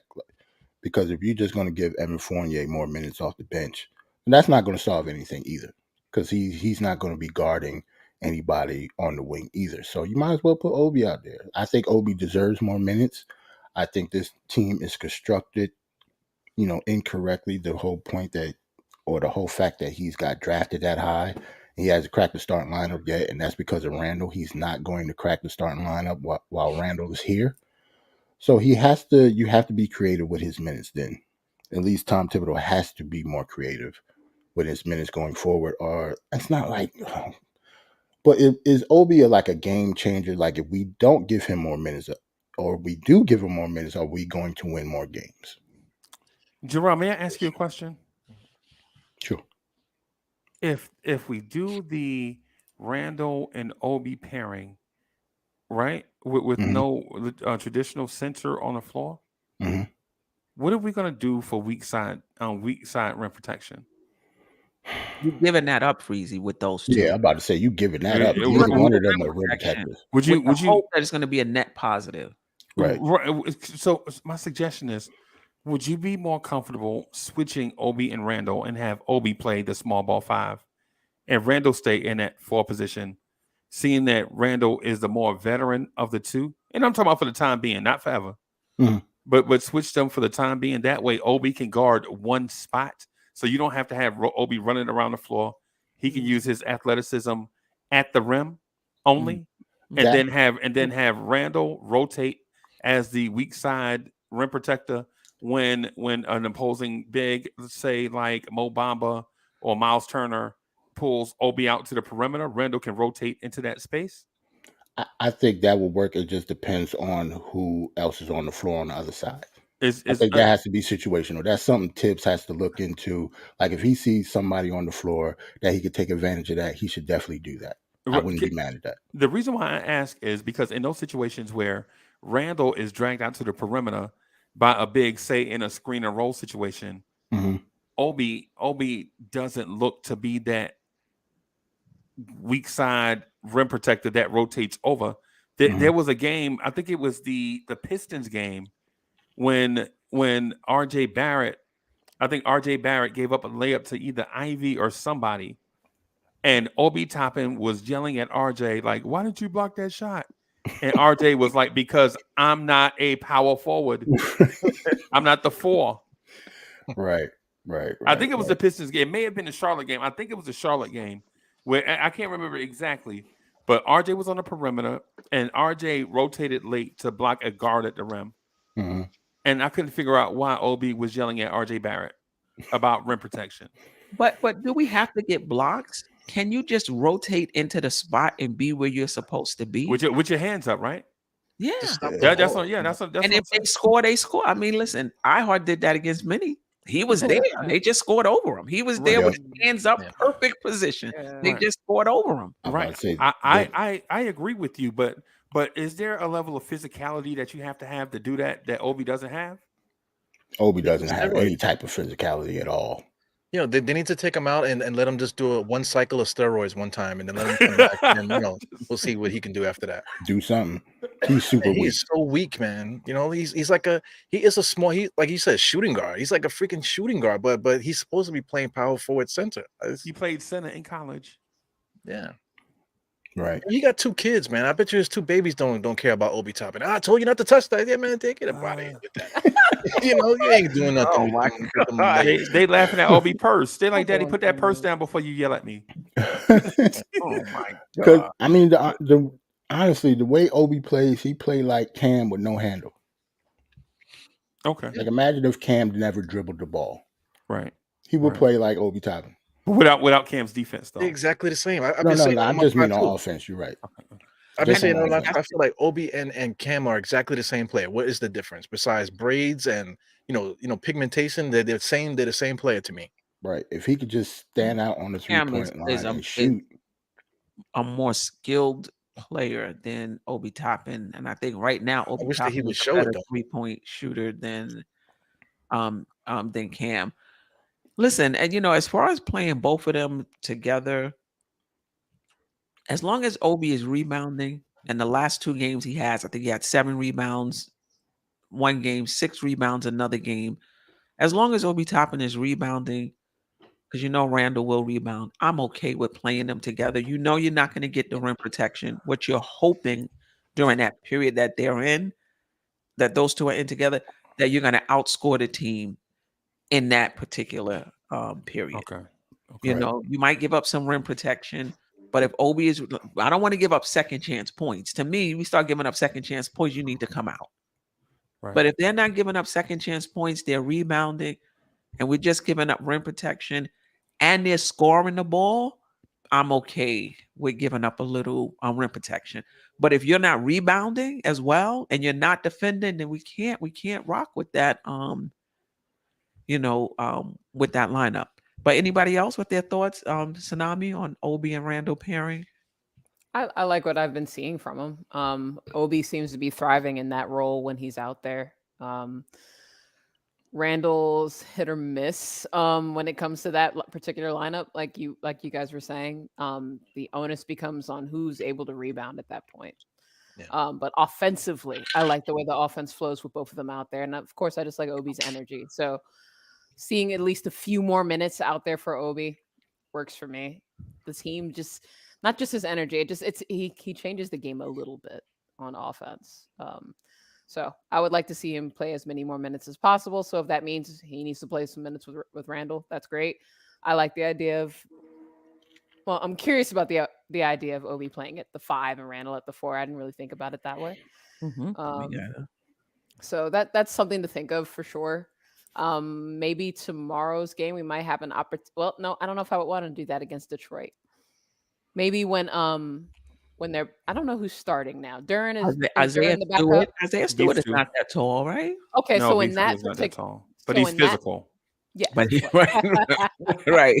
Yeah, he's physical. yes, he is. Well, in that matchup, I don't mind that as much. When Duren's out there, I think we definitely would be taking a hit on the rebounding. So yeah, because but he's think not a about great who plays the scorer, 4. though. It's either Bogdanovich plays the 4, so it's Mm-hmm. Bogdanovich and Ihart. I mean, excuse me, Bogdanovich and Isaiah Stewart Mm-hmm. playing the 4 That's a and the big 5. bay out there And too. they bring And Bagley Big in Bay. also. Yeah, and then I they have think Bagley's Sadiq Bey. hurt. I just looked it up Nah, a Bagley couple hurt. minutes ago. Bagley's Bagley's hurt, hurt. and Okay. Burks Yeah, is he's not out playing. too tomorrow. Both of those two are out. Cade Cunningham's day to day. I don't know what happened with him. If the Knicks But- lose tomorrow, we're gonna have an emergency podcast. I'm down. They're 2-8 over their last 10 Nah, Right. that won't happen. We better not Right? lose to Detroit, man. I can't deal with it. at We home. lose to Detroit. I'm not optimistic though. Oh, Me either. come on, Freezy. So I'm not it's the Knicks. optimistic It's the either. Knicks. Anything can happen with the Knicks. Anything can happen. Right. Because Steph, it wasn't like last night was a bad shooting night. I'm cool with bad shooting nights. We look bad at everything. That was the thing. So if we play like that, then yeah, we'll lose to the Pistons. If we play like that. And if you think OKC is a gimme, who lost in double overtime to now Milwaukee was without Giannis and Drew Holiday. Oh, okay. But that was a double overtime game. But they played hard though, right? What? Yeah, the OKC plays hard consistently. Right. Year Right. after And, year. and Queen, can you guarantee me that the Knicks are going into that game going to play hard? I cannot guarantee you that. Nope. We Yeah. played And they have a top Charlotte. 10 defense, by the way, if I'm not mistaken. It may have changed since the last time I ran the stats. But their defensive rating, I believe, is 9. We played Charlotte and went to overtime, and they had none of their best players. No. Not a one. They ran Yeah, Gordon. They we- ran Gordon Hayward at point forward against us. Right. And It took was us to Gordon overtime. Hayward and like 4 people you ain't. Some people Kelly you did hear Oubre. of, but yeah, but And Dennis Let me Smith. it was bad. Dennis Smith, yeah. Are we really? Because right now we sound depressed. Are we really down on the Knicks based on this one Brooklyn game? Mm-mm, not me. No, All right. no, It's Queen. just And so, Queen, the No, I thing about think it we is, if I'm just gonna go real quick. Not only, okay, so I'm pressed, suppressed, and depressed. Damn, Right? that's a lot of pressings, Chris. Right, right, like Jesse someone Jackson. out iron here. your shirt or right, something. Yeah, right. you pressed. I You know, be and the reason being is not because of the Sixers game that had me feeling like I'm just thankful for that one because we beat the Sixers, and I was like, right. right, Right. and then the Exactly. next Okay, I night, feel you on that. I feel you. It's and how we're and losing, yo. right, and then the next night, right, the next night we come out and we give up. Now, mind you, the Boston Celtics are one of the oldest franchises in NBA history, right? And we gave up a team record 27 3-pointers to one of the oldest teams in the NBA, right? That's fine because things like that are going to happen. When RJ said things are going to happen, sometimes teams are just going to get hot. There's nothing you can do, right? But then we come back and we play the Brooklyn Nets, which is supposed to be our get right game, and we lay down. And so I feel like my fandom is being suppressed, right? I feel very depressed because we could easily have lost 4 in a row. Atlanta, Philly, Boston, Brooklyn, Yep. right? We could easily have lost 4 in a row, right? But no, And I feel Oh, pressed as a yes, podcaster. I feel pressed as somebody that podcasts in Knicks universe, We gotta pressed to talk say about it. positive things about the Knicks, even though what I'm seeing is not positive things about the Knicks. right. In the Philly game, though, no kudos for how they closed it out, though. Randle only scored 4 points in the second, which cannot happen. Like these happen. scoring droughts by our top 3 players, quarters where one doesn't score, halves where they only have one or only have 4 points. It can't happen. Randle only had 4 points in the second half, but in the last minute, there were 4 free throws and he hit all 4 of them. Right. So were you encouraged a little bit about how they closed out the Philly game? That you can argue they shouldn't have even been in that position, but that they were able to close it out. Hero was saying, nah. Nah. Hero is finished. Nah. He's Listen, not man. encouraged by anything. I'm over here writing rap lyrics here. Like we are pressed because we Right. are depressed because we have no success. Okay? No success. My Bars. Jesse Jackson voice. Keep Okay? hope alive. I could see if we close with like some, with the young players and it's for experience and stuff. But yeah, they didn't have Embiid or Harden that night. Right. We shouldn't have gotten, in that predicament in the first place. So yeah, they don't really get kudos for that. Like, don't get me wrong, I'm glad that we won the game, but the fact that it was even that close should be telling you how bad we're playing. Yeah. Like some of these teams do not have their best players, and we are at full tilt except for Grimes. So Right. unless you think Grimes is going to come to this team and completely flip our play upside down, Right. then we are not playing well. Right. No, I don't think so, man. Well, Grimes is a McDonald's All-American, and his brother plays professional NHL hockey, man. So Man. he is going to be the savior of the franchise. Let's not forget. They did not want to trade him for Donovan Mitchell. Untouchable. Don't forget that. I don't even want Untouchable. to bring that up no more. Like, I'm about to say, we're going to have a front office show, Steph. Like, Listen, we were on Knicks and Bruises. Me, Tony, and Josh was going at it hard, and Lord. Josh like, oh, we need to give him 5 years. Why? 5 Why? years. Why do This they year give 4, right? Ooh. to finish out their contract? All right, you don't want to change them in the middle of the season. I get it, but at the end of the season, either they're going or they're getting a contract extension. Either you want them back or or you don't. And I'm okay with them leaving. And let's bring in some. I mean, other than Leon Rose, though, the rest of the front office are basketball minds. They are some of the top players, top executives in their roles. But anyway, yeah, you're right. That's Only front young people office. say that, though, right? What? only 5 years. Oh, just give him 5 years. Man, are you crazy? In 5 Yeah, years, I gotta be like getting my I'm free too donuts old. from Dunkin' Donuts in 5 years. Are you kidding me? But Yo, Right. You know? yo, that's Bless you, why. Steph. Bless you. Thank you. young Thank you. players with Tsunami years for to just real. throw away. Those are 5 all years. Let's right. give him 5 years. In 5 Yo, years. I don't I'm too understand old that. for that, yo. That's why I don't have any narratives I go with these players. I'm a Knicks fan. All of these players can go, yo. Right, If right. you don't play well, all of you can go. I'm not attached to anybody on this team. Right. Like, I- if you- That's the only ahead. jersey I own right there. Die Hard Hero. Number 18. right, and the 18 is because of the year he started the podcast, but he's a diehard Knicks fan. Like, Right. it doesn't matter who comes in. If you don't play well and you don't show improve and you don't produce, you can be replaced. That goes from the coaching down to the players, down to the front office, everybody. Other than Dolan, anybody can be replaced. Dolan's not going anywhere. So I don't even put that, even though I want him to. I took that out of my head already. He's not going to sell the team. So it's his job to get the right people in place.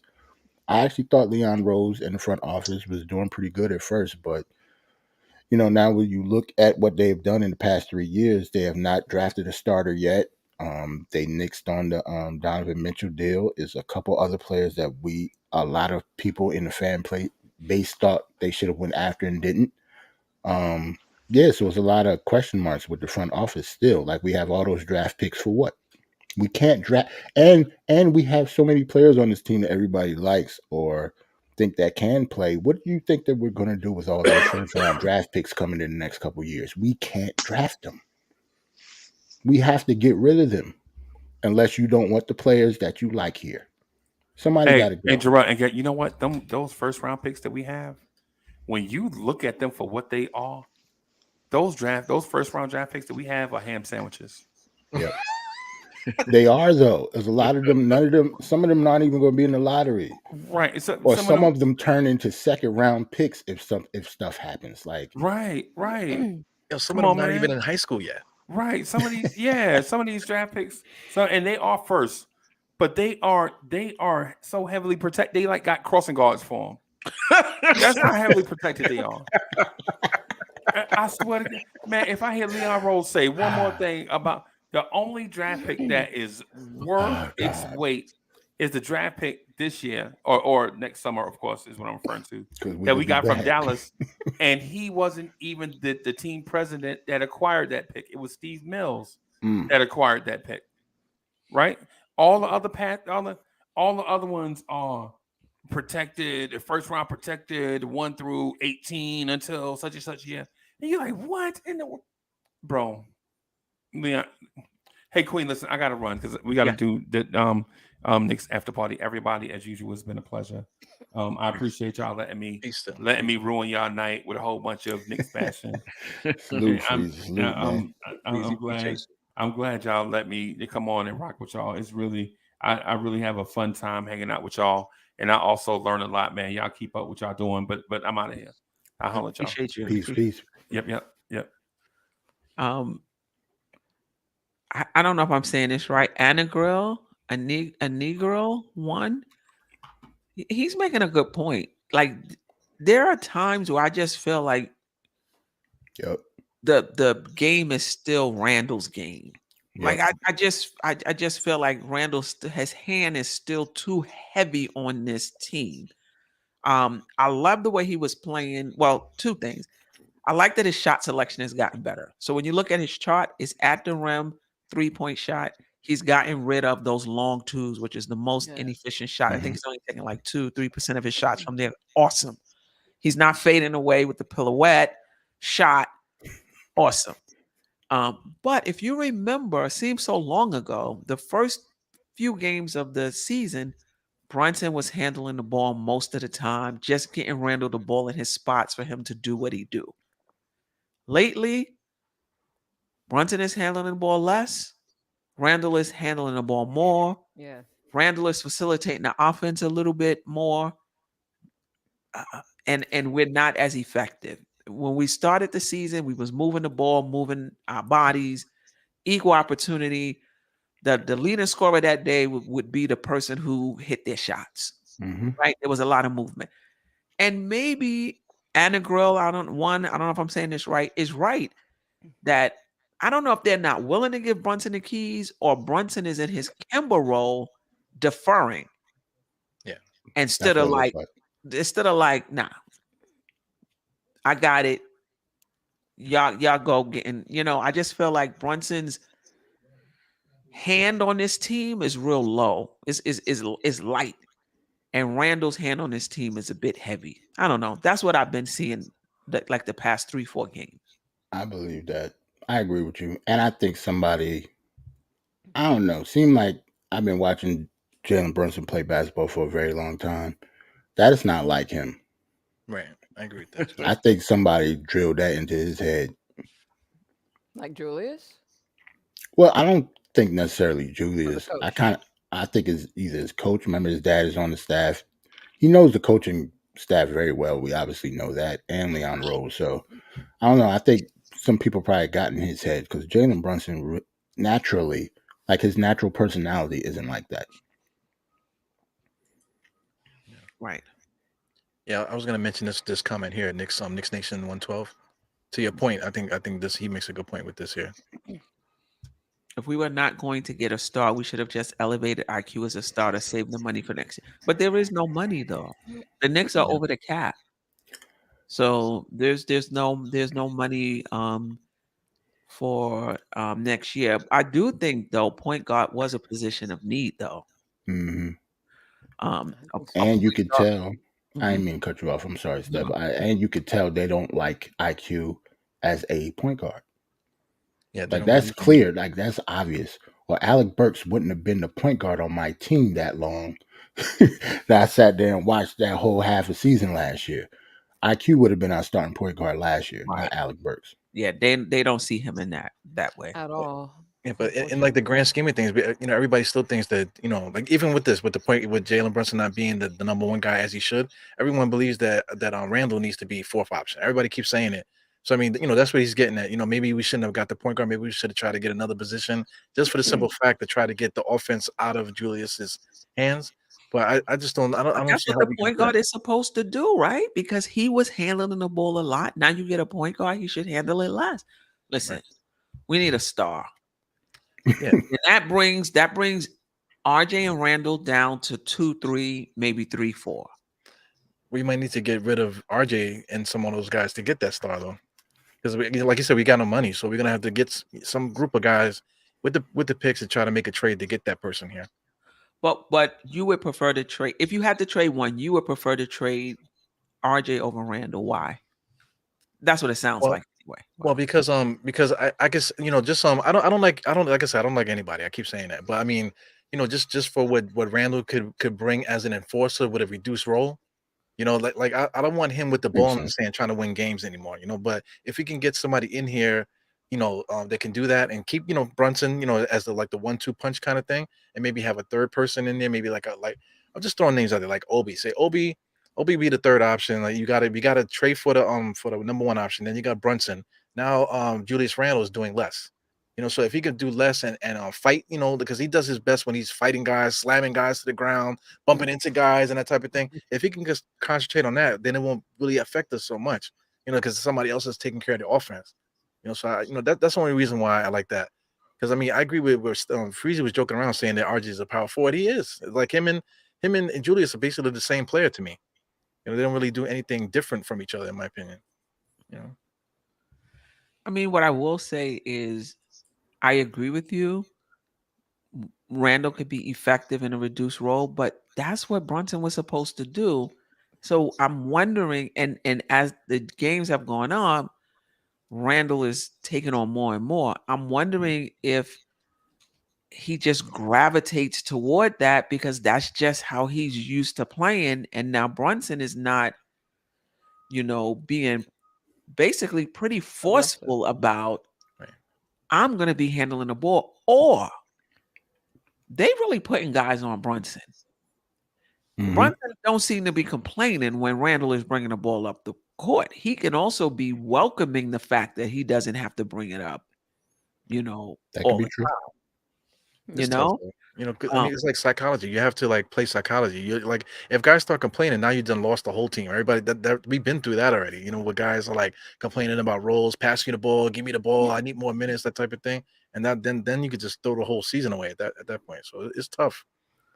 All these points are valid, man. But in the grand scheme, it's just a really tough situation that we're in right now. Mm-hmm. Yeah. Yeah. Anything else we didn't talk about today that you think is important? Anything? The chat. Do you have any questions for the panel before we get out of here? If there's nothing else to be said, I'll just say that I am not ready to give up on any of our players yet. Of course you're That's what not. I'm Of going course you're not. Of course you're not. It is too damn early for all this. Yeah, it is. We're gonna. I was wondering. That's why I asked: is the Brooklyn game getting us really down? I think that's what it is because it was. Yeah, nope. I think okay. A lot of the fans were riding high on Twitter. I'll put it there after the Minnesota game, which of course we shot the lights out and everything. Why? We played basketball better. we took the life out of their so to speak. We snatched the soul out of Minnesota's chest, so to speak. Especially after having some hit or miss games the week before. I think it was like the get right game that we wanted, which is why it all came crashing down, so to speak, when we played Brooklyn. And I think people were spotlighting the Brooklyn game as a game that they expected us to win because there was no Kyrie. And we were going against people like Edmund Sumner, and players like that. Ben Simmons is coming off the bench. I thought we had a good chance of winning the game. I just wasn't positive we were going to win. Anyway, all that being said, I want to see more games first before I completely jump out the window and get mad and all that. I don't like what I saw in the Brooklyn game. It pissed me off. Just like everybody else was pissed off. I'm pissed off too. But young players are up and down. That's just kind of how it is in every sport. Same way in football. They're going to have really crappy games. They're going to have really good games. Therefore, I need to see at least 20 games before I'm completely ready to trade players away like RJ or Randle. Randle's a little different for me, but Randle too. Or Mitch or whatever the hell the next step is. But that's just kind of where I stand on it. If you come into the league at 12, you're going to still be young at 17, but you've been in the league for 5 years. That's an excuse. Yeah. Okay. Like they old as hell now. Like they old. Yeah, Obi Toppin got 2 kids, man. Listen. Grown, family man, wife and 2 children. Me. Yeah, we can have a conversation with Obi Toppin, man, about the kids and stuff. Right. Our kids can play with each other. Is Obi bothering you right now with his play, considering his limited minutes? He has his limitations. Yes. Okay, but I mean, is he someone that we're angry about? No, just the age. We were just talking about the age and stuff. Yeah, angry, no, but compared to how old he is, he should be better too. So it's not an angry thing with Obi. Like he doesn't even start. So I don't think he's not angry, but disappointed. Yeah, more like disappointed. Yeah, we're disappointed. Hold up. Even though he's added some things to his game this year, and we're acting like he hasn't shown any growth. We've seen growth this year, right? Actually, we should see growth from Obi. He's like 26 years old. No, he's not 26. I'm just joking. He's only like 24, but no. Oh, I thought he was. No, he's not 26. I know he's older though. I know he is older. See, that's what I'm saying. Yeah, Obi is almost 25 years old, man. Like he's, I don't know. It's just the limitations of his game and where he's gotten drafted, even though that's not his fault. Yeah, it is disappointing when your 8th overall pick can't crack the starting lineup, and because of his limitations. It's not because of Randle is just way better than him. It's his limitations. Like he's just starting to play defense like he knows what he's doing out there. Like before that, I wouldn't say that at all. And he's, like Eru said, he's weak. He needs to get stronger, do something if you're going to play power forward in the NBA. Is that what the team is telling him to do? I don't know. I'm just you asking me how I feel about him. How they feel about him is completely different. They obviously love him. They drafted him, but we're losing. Okay. I mean, I actually think Obi is playing well in the time that he gets. I mean, he's I don't know if things have changed, but he's our best 3-point shooter right now. He's shooting with, confidence. He's not leaking out as much. He's making a concerted effort, especially when he plays with Randle, to be sure that he stays in and rebounds. He had 7, and then the last time he had 6. I think the only thing I disagree with the fan base with is that Obi Toppin is a starter right now. That's the only thing I disagree with the fan base with, only because of the defense. And people say Randle too. Randle got issues too. Don't get me wrong. And the rebounding. Well, 17 minutes, definitely. He shouldn't be playing 17 minutes. He gotta play way more minutes than that. 17 is too little for him. That's okay. That's okay. But rebound, I mean, if you're gonna start in this league, you gotta rebound and at least rebound, and be able to defend your position. So we'll see. But I think Obi Toppin is having a very good season. So I'm not disappointed in him at all. I got a question in the chat that y'all might want to answer. Okay. Angry Renaissance Man's comment. If you can highlight it. Otherwise I can read this it. one? Yeah. Okay. The positives. I want to hear this one. But we've been saying positive stuff. It's just the stuff that people don't want to hear. Yes, I said IQ. Yeah, I agree with that, Jerrell. I didn't say IQ was way better at defense. Okay, you did. Yeah, so that's a positive thing. I like Jalen Brunson. I just think he had a bad game. That's a positive thing. I don't think everything is Tibbs' fault. That's a positive thing for me because I don't like Tibbs. So yeah, there are some positive things. I'm just not saying what you don't like to hear.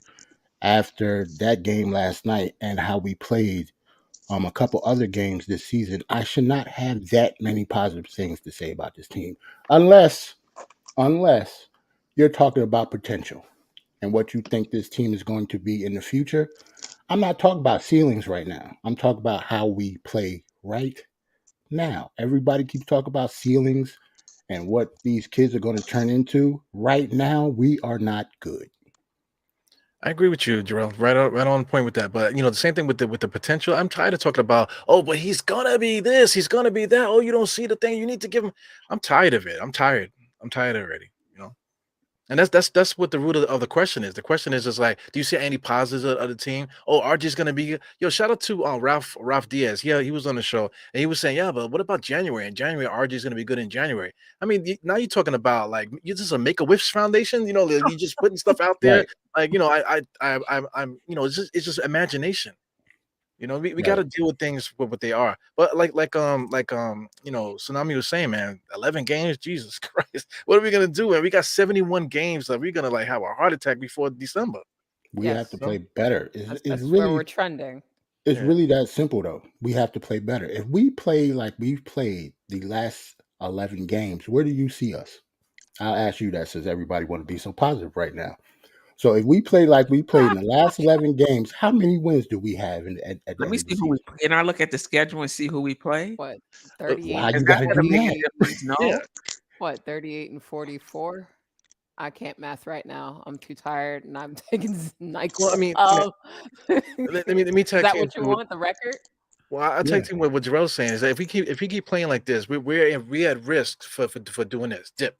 Like people talk about potential, but right now potentially we are at a risk to make a really steep decline just based off of the stress of it, not being able to create offense, not being able to play defense. Really quick, players could just lose their confidence, lose their self-esteem, lose their drive, man. And that can happen really quick in sports, so but it can happen positively too, so it can happen both ways. But right now we're trending in the wrong direction. Let me just read off the next 11. Detroit, OKC, Utah, Denver, Golden State, Phoenix, OKC again, Portland, Memphis, Detroit again, and Milwaukee. See, to me, it almost don't matter who we playing. It's about us. Yeah. We can win or lose any of those games. Any of those games we can lose.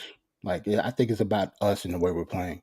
I don't think it's about the schedule at all. I think it depends. Like if we would have played any team the way we played last night, we would have lost. Any team in the league. No doubt. I agree there. Yeah.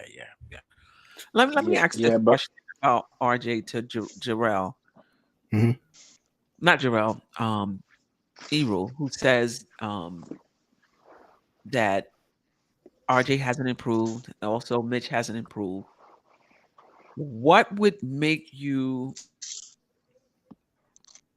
want to see from RJ to make you think that, yeah, even if he's not going to be a star, he's going to be very good, which I think he is. But anyway, I don't think there's anything that he can do. I mean, he's been working with the same Heck. trainer for years. Yeah, I mean, I feel like he needs to get another trainer. He needs to get another voice in his head to show him what he needs to do. I mean, like watching tape, I don't know what he's watching, what spots are his. Because I mean, in the offseason, like especially in the preseason, he was making comments like, "Oh, I was watching tape and I was saying that okay, I did this, maybe I should do that." He was saying all the right things. In preseason, he played excellent. I was calling him Larry Bird in preseason. You know, Yep. I was like, I hate Mitch Robinson. I just don't like his game at all, regardless of the defense. But at the same time, I did a whole podcast, congratulating him, saying I was so proud of him, for all the bad things I was saying about him. I did a whole pod just, dedicated to Mitch Robinson, just to let him know that I was proud of his progress. And then the season starts and everybody reverts back to what they've been doing this whole time.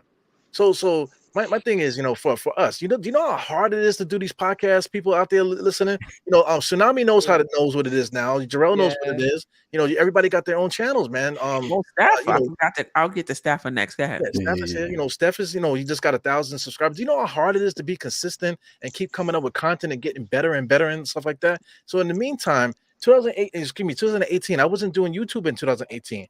This is like a progression of doing YouTube and stuff like that. So if I can progress in 4 years and get to the growth that I had doing this stuff, then tell me why Mitchell Robinson can't make a freaking free throw, man. Why is RJ still hitting the bottom of the rim on layups as a professional basketball player? What's going on with that? Well, but I don't know, Matt. Oh, I'm sorry. Go ahead, Steph. I've talked enough. RJ, it may look worse than it is, but RJ is, other than his threes, he's shooting like 50%, from from the field. He's shooting 100% underneath the rim too, banging the bottom of the rim, 100%. That same spot, bang, 100%. Yeah, but I don't want to just be like crap on RJ Day either. He wasn't the only one. Amy Williams, what That's do you not fair to consider say. improvement? I mean, he's shooting 81% from the line. Like, what do you consider improvement? Shooting better at the rim? Well, you also said earlier too that that if he had reduced his minutes, the shots would be less and he'll average like 10, 12 points. Because he's a volume scorer. RJ's a volume scorer. One thing I wanted to say when you guys were talking about it with the Celtics game, Tatum and my man what's his name, the other Brown? scorer that they have there, Jaylen Brown. yeah, they had 30 and 29. And then, Julius Randle and RJ, they had 28 and 27, right? So very similar scores, right? But the way that one those two guys on Boston was scoring compared to the way the Knicks were scoring are two different things. So that 29 points from one guy is way different than what RJ was doing. Those guys were dictating offense. They were creating their own shot. They were taking guys off the dribble. They was dictating the offense. Where RJ gets is really just kind of like, all right, I'll hit this one. I missed this one. Maybe I'll make that one. Maybe I'll make this one. Julius Randle's erratic too. So we just don't have they just don't have the will to instill the will on another team. They just don't have it. They're not good enough. Yeah. Not yet. Yeah, I mean, potentially, but I mean, if it was a fifth, we all be drunk, right? That's what everybody says. Right. That's the little thing. I don't know. The fact that everybody think that we supposed to come in here and just talk, everything's supposed to be all sunshine and rainbows after a performance like that. I don't know what y'all looking at. Yeah. Y'all talking to the wrong people. I'm never going to be like that. We look bad. And not just last game. I think we look bad at a lot of games. We only do one show a week. Right. You should have saw me right after the Atlanta game. Like, we haven't been playing good, man. Right. Yeah. I will say I'm looking at cleaning the glass subscription required. at RJ's finishing, small sample size, and he's gotten better. Last year, he finished 55% at the rim, which was the 15th percentile, which means 85% of the players at his position shot better from the rim than he did. This year, he's shooting 61% at the rim and the 51% percentile, meaning now it's just 49% of the players at his position are shooting better than him at the rim. So he is getting better at the rim. Mhm. At the mid-range, the short mid-range. Last year he shot 30%, which is the 21st percentile. It's horrible. I mean, like that's basically 79% of the players again at his position shot better than him in that area, short mid-range. Which is outside of 4 feet, but inside the free. So between 4 feet and the free throw line. Gotcha. But this year he's shooting 35% from the short mid range and the 55th percentile, which is average. The long mid range, not that much better. All mid range, from the 17th percentile to the 42nd percentile. Corner threes is better. Corner threes, he shot 31% last year. He's shooting 38% this year. He was in the 13th percentile. 87% of players at his position shot better than him from the corner three. This year it's 56. So not doing well now. What's changed is that he shot very well in the non-corner threes last year, but this year he's only shooting in the 7th percentile, which is 93% of the players at his position are shooting better in the non-corner threes, right? But historically, he shot well in the non-corner three, and now he's shooting well in the corner three. So with a little more time, the non-corner threes will probably get better. But the point is, his finishing at the rim and the short mid-range and in the corner three is much better than it was last season. So let's see where it goes. And his usage rate is down. His usage rate is down from 26.8% to 23.5%. His usage rate is down. This is all RJ you talking about? RJ. He's still a trash bag though. I don't. I mean, like he's getting worse at one thing, better at another thing. Expectations of him is like if you're expecting him to be a star or a superstar, you're going to be super disappointed. But if you're expecting him to be a solid, basketball player, 18 points, 5 rebounds, 5 assists, I think that's the problem though, Steph. Like people third option. People RJ's like third, fourth option. Like you, expecting a myself, lot from him. or Eru. Some of us don't expect superstar from RJ. There are people who are expecting superstar from RJ and think it's going to be that. I think that's what the problem is. Yeah, the expectations are too high. It's the expectations. Like I'm saying, RJ isn't that good. I'm not saying that he's not going to be better, but I do not think he's going to be like some superstar everybody's going to say he's going to be. Like he's not playing well. I think that he is going to play better. But like I said before, I'm not talking about potential. That's not the questions that you're asking. We're talking about how they're playing now. Like they're not good, and he isn't good. Not now. Right now. We're not saying that this is what it's going to. I mean, Eru is absolutely not. He's not expecting. Well, yeah. I'm just speaking for me. I mean, in the second half of last year, he did so well. But then also, you could say that we were a bad team, so he was just a good player on a bad team. But that narrative only applies for other players. That narrative applies to Julius Randle. Oh, get him off my team, this, that, and the other. He's not this, he's not that. But I mean, these guys are both basically doing the same thing. But why does RJ have this and Julius have that? And they're basically doing kind of the same thing for the most part. Yeah. And in terms of the inefficiency, yeah. But I mean, people will say because RJ is younger, he should get more of a leash. More rope. Yeah, I just wish I had a time machine so I can get to the point where we could stop saying that. When is it gonna see? He's 20. What is he? How old is he now? 22. 20. He's like 22, 149 days. I mean, I don't think it's the age. For me, it's the seasons. Like, how many seasons have you Right. been in the? This is fourth season. To me, it's never about age. It's how much experience you have in the league. Right. Like we said before, Obi is 24 going on 25. He doesn't have as much experience in the league as RJ does. I expect more from RJ than Obi. And Obi is older by like 2 years. Well, too much season and give you hypertension too, you know. What? Yo, you were stupid. My stance on RJ is not that hardcore, but I'm just making the argument just for the simple fact that people like to talk badly about other guys so crazy, but then RJ still gets the leeway. But we still watching the same game, you know. Like they're not making, you know, they're not improving to the point that we've been watching these guys so long. The improvement is not to the point where we could say, I can see, wow, he's really taking us somewhere. No, we're kind of just going along, you know, just going through the, you know, just going about our business here. Right. And Julius is shooting better than last season as well. At the rim, in the short mid range, in the long mid range, all mid range, the corner three, the non-corner three. Yeah, he's shooting better. He's shooting better all around. Angry Renaissance man, I'm not super upset with his game.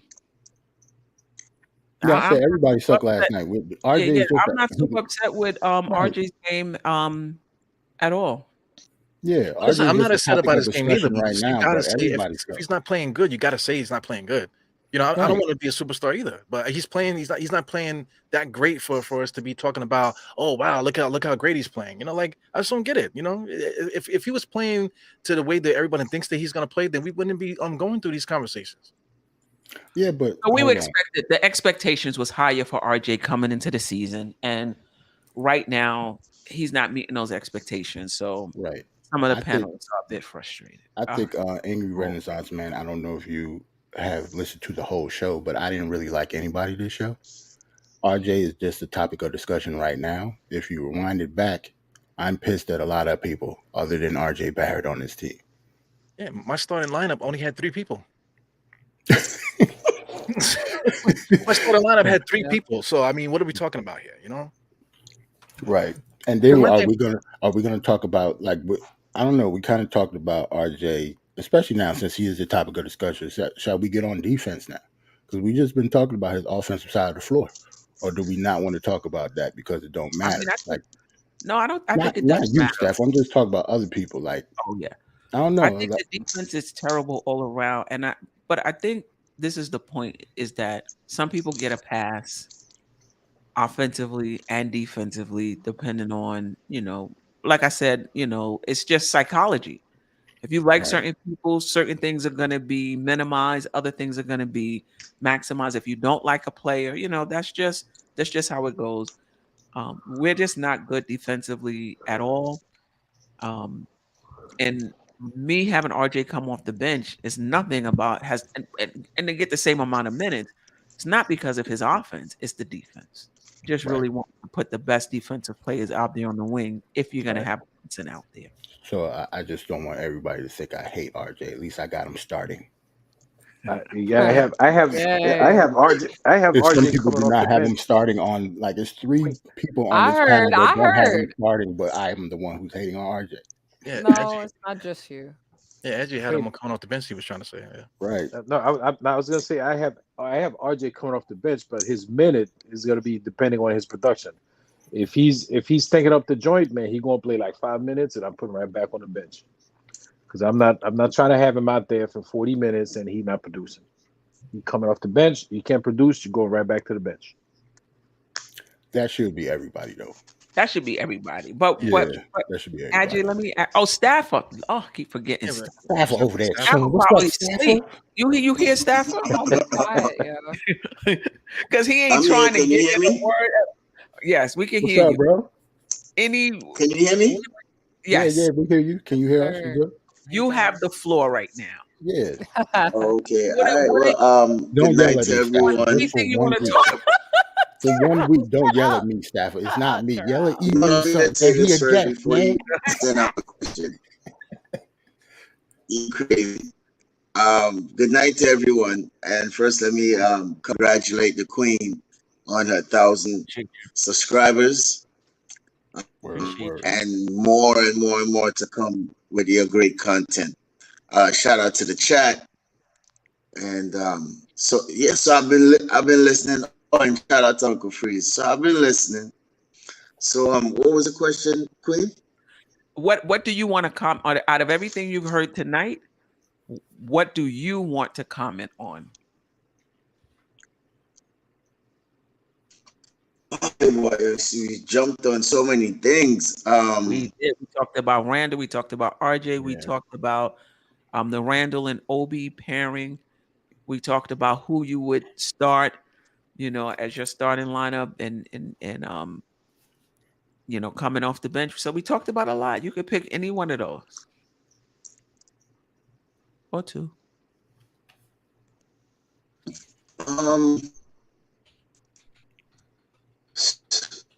You know what? I would probably shake up the starting five. I don't know. I probably like RJ coming off the bench for real. I like that. I like that part. See. And put IQ in there. For and what five may be a sorry? Your reason for the switch. Like for me, it's purely defensive, trying to get the defender around Brunson. But what would be your reason? I think with what everybody sees, and also myself, that he runs more better with the second team than with the starters. So for him, I think he'll be more efficient coming off the bench. Quickly, he gives us, some defense at the wing and at the perimeter.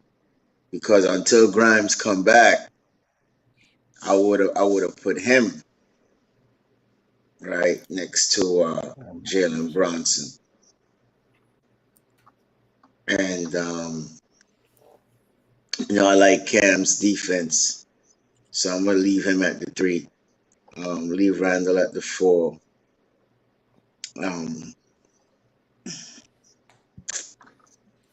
Mitch is just so injury prone, but I'll put him at the center. And then have Hartenstein, Obi, RJ.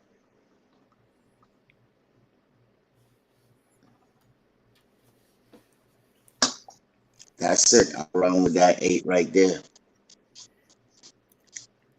Stafford just brought up something that I wanted to bring up real quick that I forgot before we go. Can we please stop playing Grimes until he's healthy?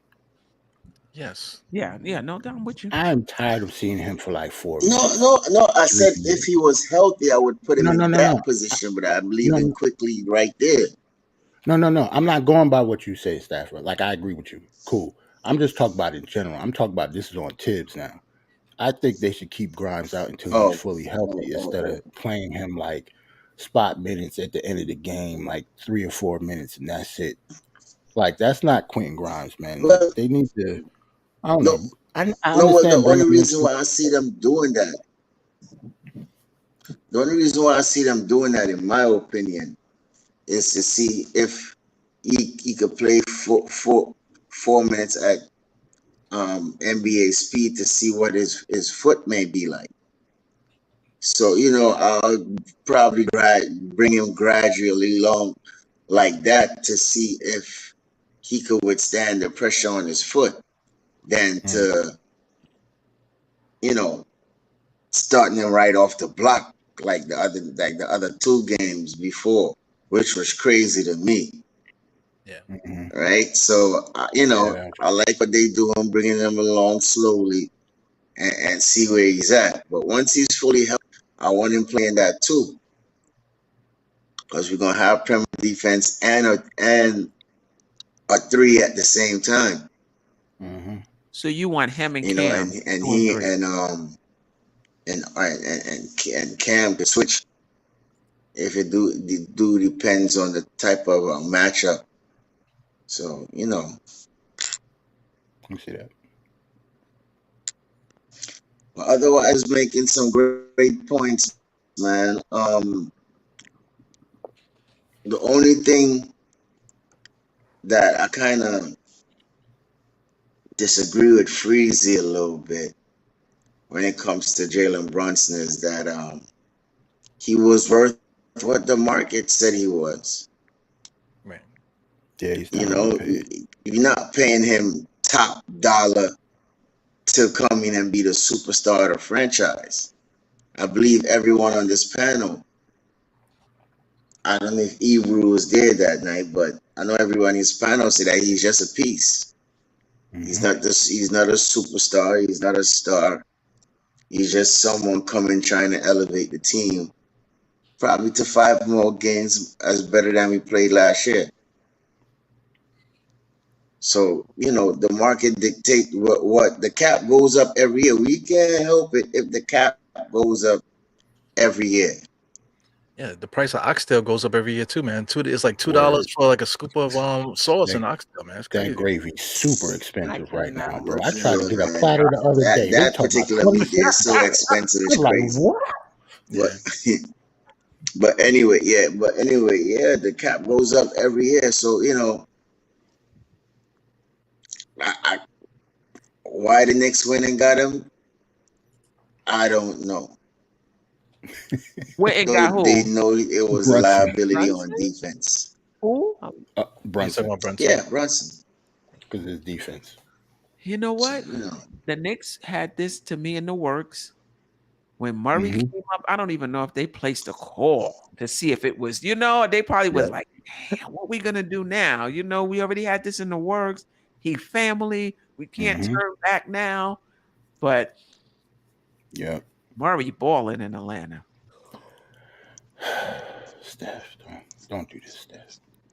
Yeah, I always liked Brunson, but Murray was my first choice. Then Brunson. Well, yeah, I multiple times y'all already know Jalen Brunson. I say that's my point guard. But yeah, if we would have got Murray, yeah, I definitely would have wanted.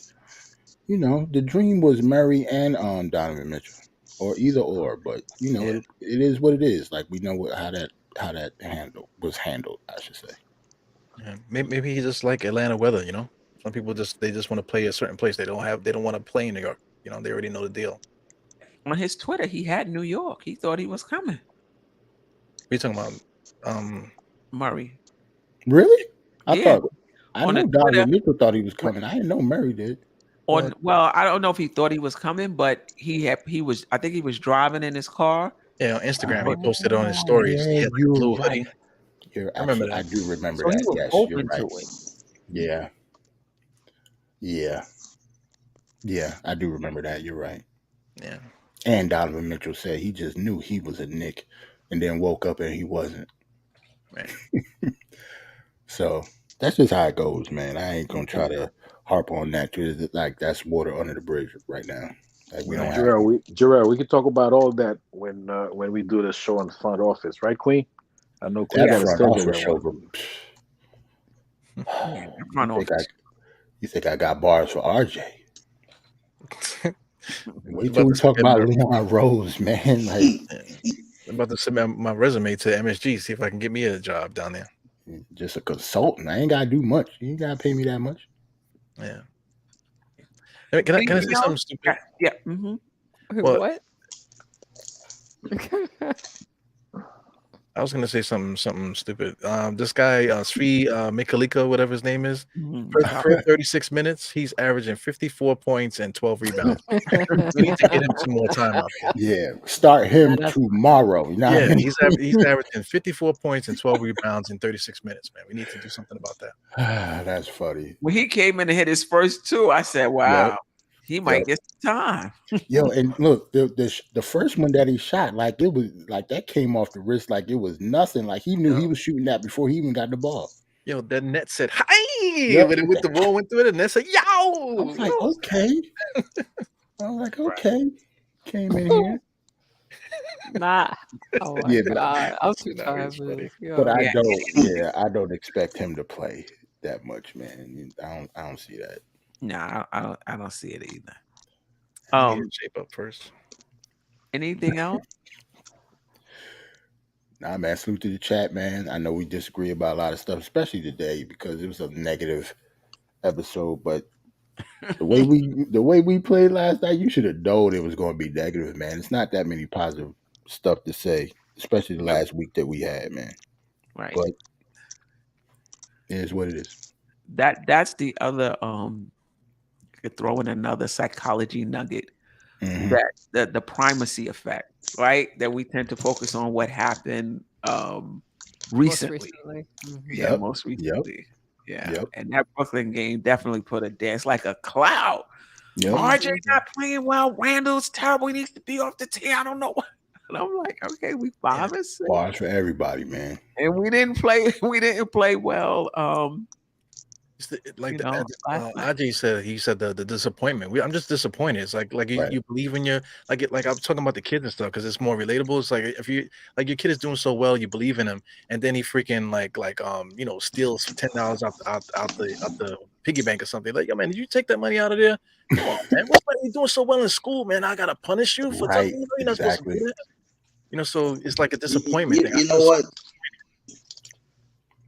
It's a good thing I was at work, yo, and I couldn't watch the game, yo, because as soon as I just flipped it on real quick just to see the stats and the score. And when I the score, I wanted to fling my device so far because I didn't know what the hell I was seeing. But seeing the highlights and it was cringe. It was unbelievable. It was unbelievable, man. Coming off the high with Minnesota, thinking, okay, we're gonna go into a boxing match and we're gonna see who going last 12 rounds. And boy, we didn't even last a minute in the first round. we came in and laid down. Yep. We just basically came We just got in and laid knocked down. out. That's what I'm saying with this guy. Knocked out first 10. First knockout, first 10, game over. And it was a game that I actually thought we was You know, going to that win. was disappointing, but you know, what's that? The 11th game of the season. So I mean, Shout out to Angry let's see Renaissance how and these Olive next Wide. 9 games go. They said See how it's these a bad next analogy. 9 games go. Which one was a horrible analogy? Which one? Wait, he's talking about the whole kids thing. Because my thing, we just blew out the Timberwolves, right? So then we pull up to Brooklyn. It's supposed to have been, we're feeling good about ourselves, and then we wet the bed.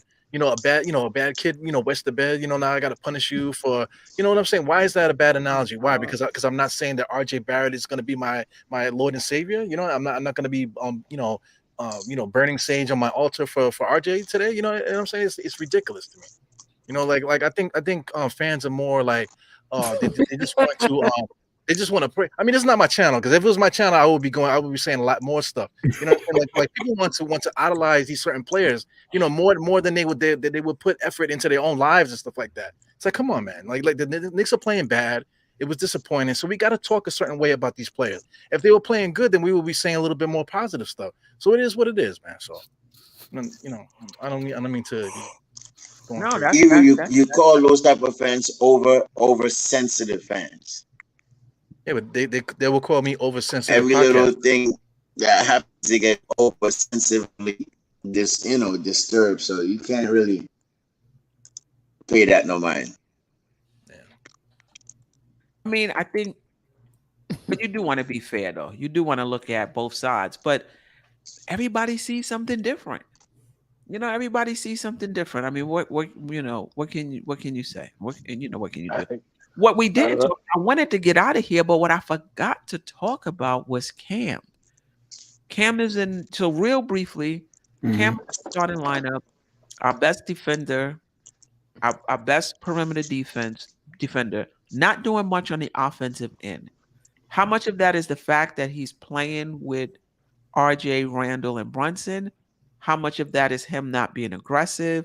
how much of that is him not being the offensive player we thought he was?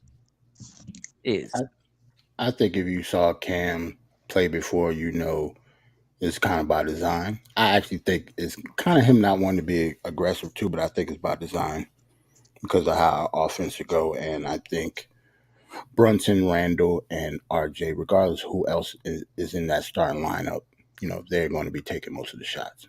Like Cam looked like a shell of himself. He doesn't look like the same player at all, but he is playing good defense. But I'm just talking about on offense.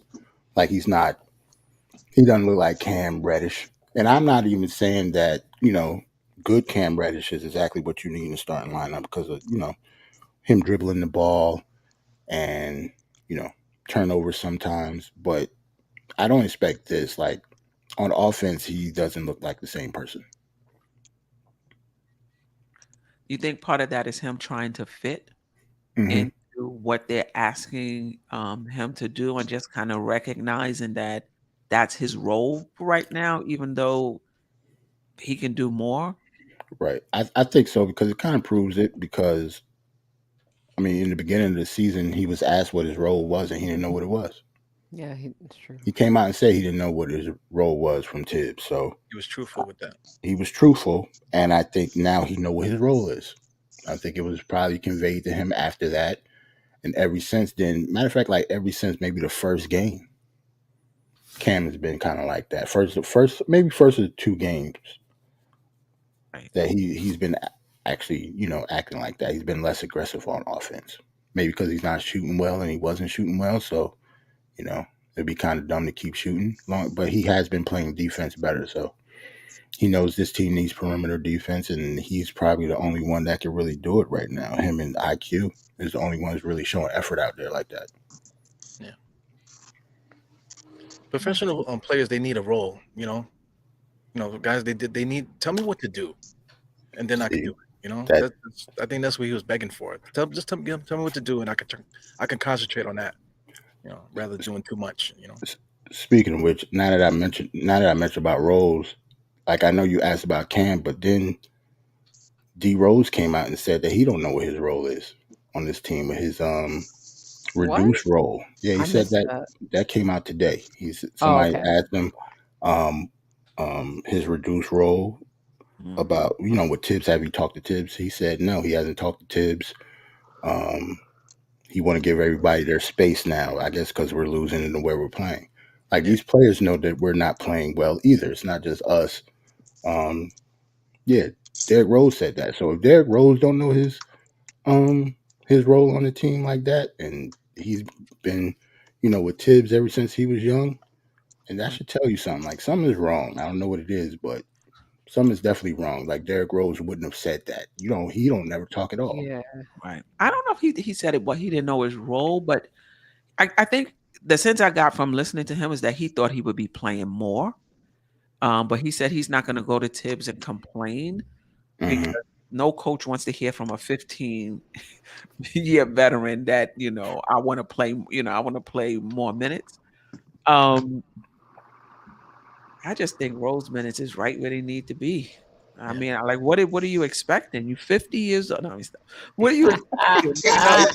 How many minutes are you expecting to play? I just feel like he should play the minutes that Brunson doesn't play to help stabilize, that second unit. That's it. Yeah, in so many words, I think he said like it's not really his place, because everybody else has a more, role with the team, so it's not really his place to really, cause a whole bunch of ruckus. The other guys need to speak up because of his role. His role is so reduced. To me, it's just telling that Derrick Rose said it. Right. You know how when quiet people don't talk when they actually speak, people listen. Right. Yeah. Derrick Rose is definitely he's the epitome of that. Like when we talk about leaders and stuff, he leads by example. He's not, a rah-rah guy. You don't really hear him talk much, especially in the media. So for him to say that, I don't know, it's just weird. It's just telling something is wrong. Yeah. Right. Like it's clearly like Tibbs got a miscommunication with his players. Yeah. He got a I mean, that's on Tibbs. Like I'm not in the locker room, so I have no idea, but that's definitely on Tibbs.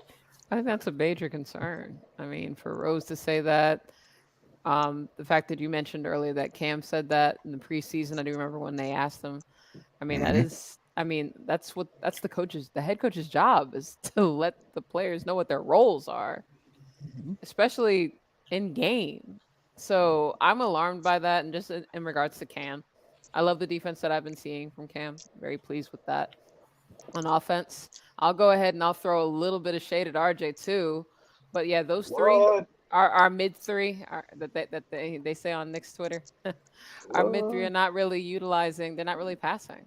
There isn't much horizontal passing going. That's what they say on Twitter. Yo, they got. See, I that's ain't what make I'm it up. saying. People mad at me and they got a nickname.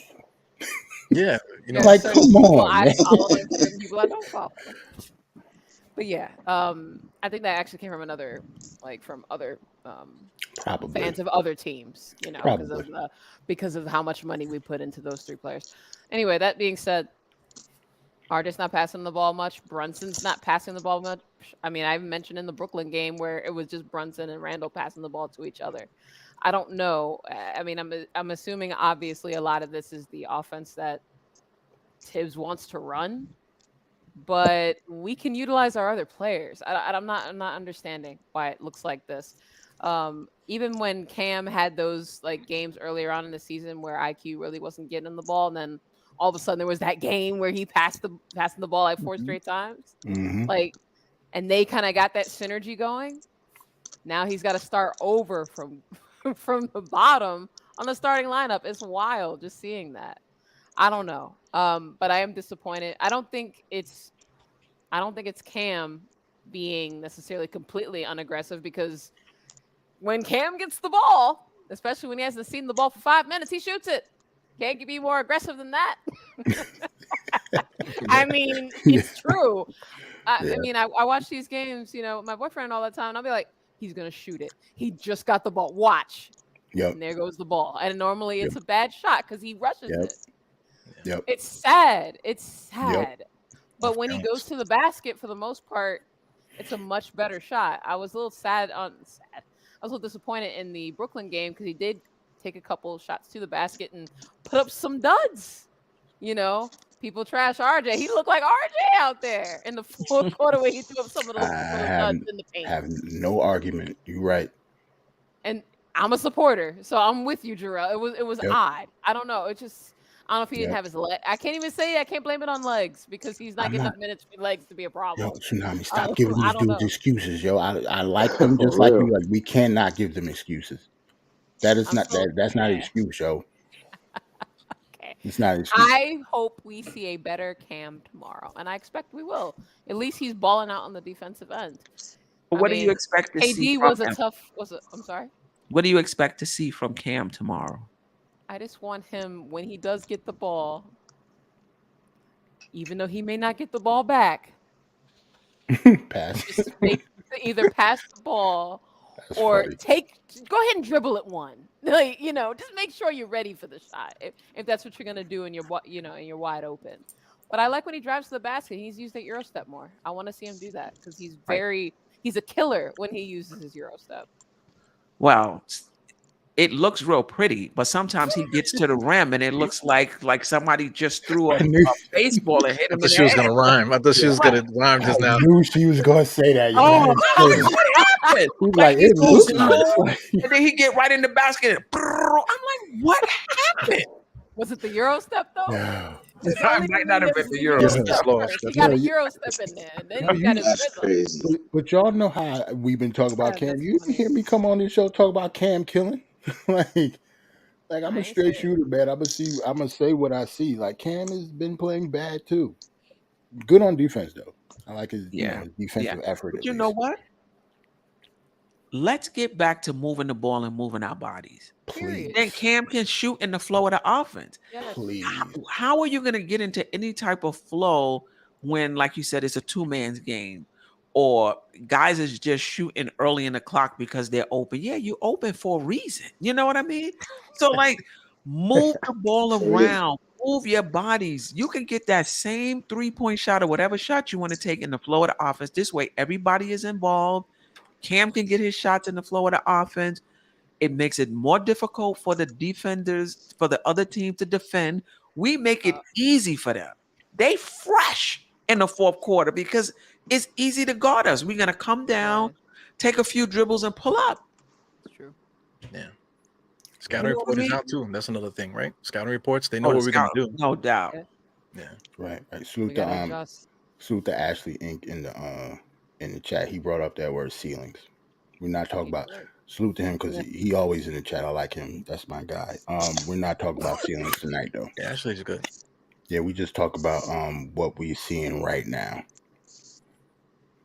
It's like a Ron Cleveland, Give huh? me the one that this is Yeah, shoot prevented. the Ron. We watch. I think we're not. Well, to me, I think it's because the ball is going through Randle a bit more, and there's some reversion, some regression to his Mhm. old habits. Now, he's not holding the ball as long. You know, Mhm. I mean, there's stats out there. I was listening today. I think it was on NBA dot. Excuse me, Sirius XM, the NBA show. That as far as his dribbles per game, um, um, how long he holds the ball is down significantly from Mhm. the last season, but we still not moving the ball, right? You're not holding it, you're not dribbling, you're just shooting it, you know? So like move it around. And I think that's on the coach too. I think that's on Tibbs. You know, when they take like one or two shots early in the shot clock, you don't really want to waste your timeouts though, but sometimes you have to, you know, and remind them, listen, we're not going to win the game this way.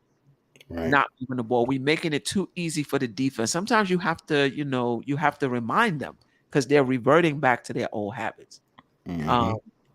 And this way, everybody gets involved and you get your shots within the flow of the offense. Yep. I'm with that. Yeah, Like remember, Yeah, we got to get back to that. Listen, we don't have them type of players on this team. So that's the best way for us to play. Who do we have? If you got a KD, let him rock. He feel like he don't want to pass the ball. He gonna get you a good shot. You got a Dame Leonard. He don't want to pass the ball. Lillard, you know he's gonna get you a good shot. We don't have those type of players, so we have to move the ball.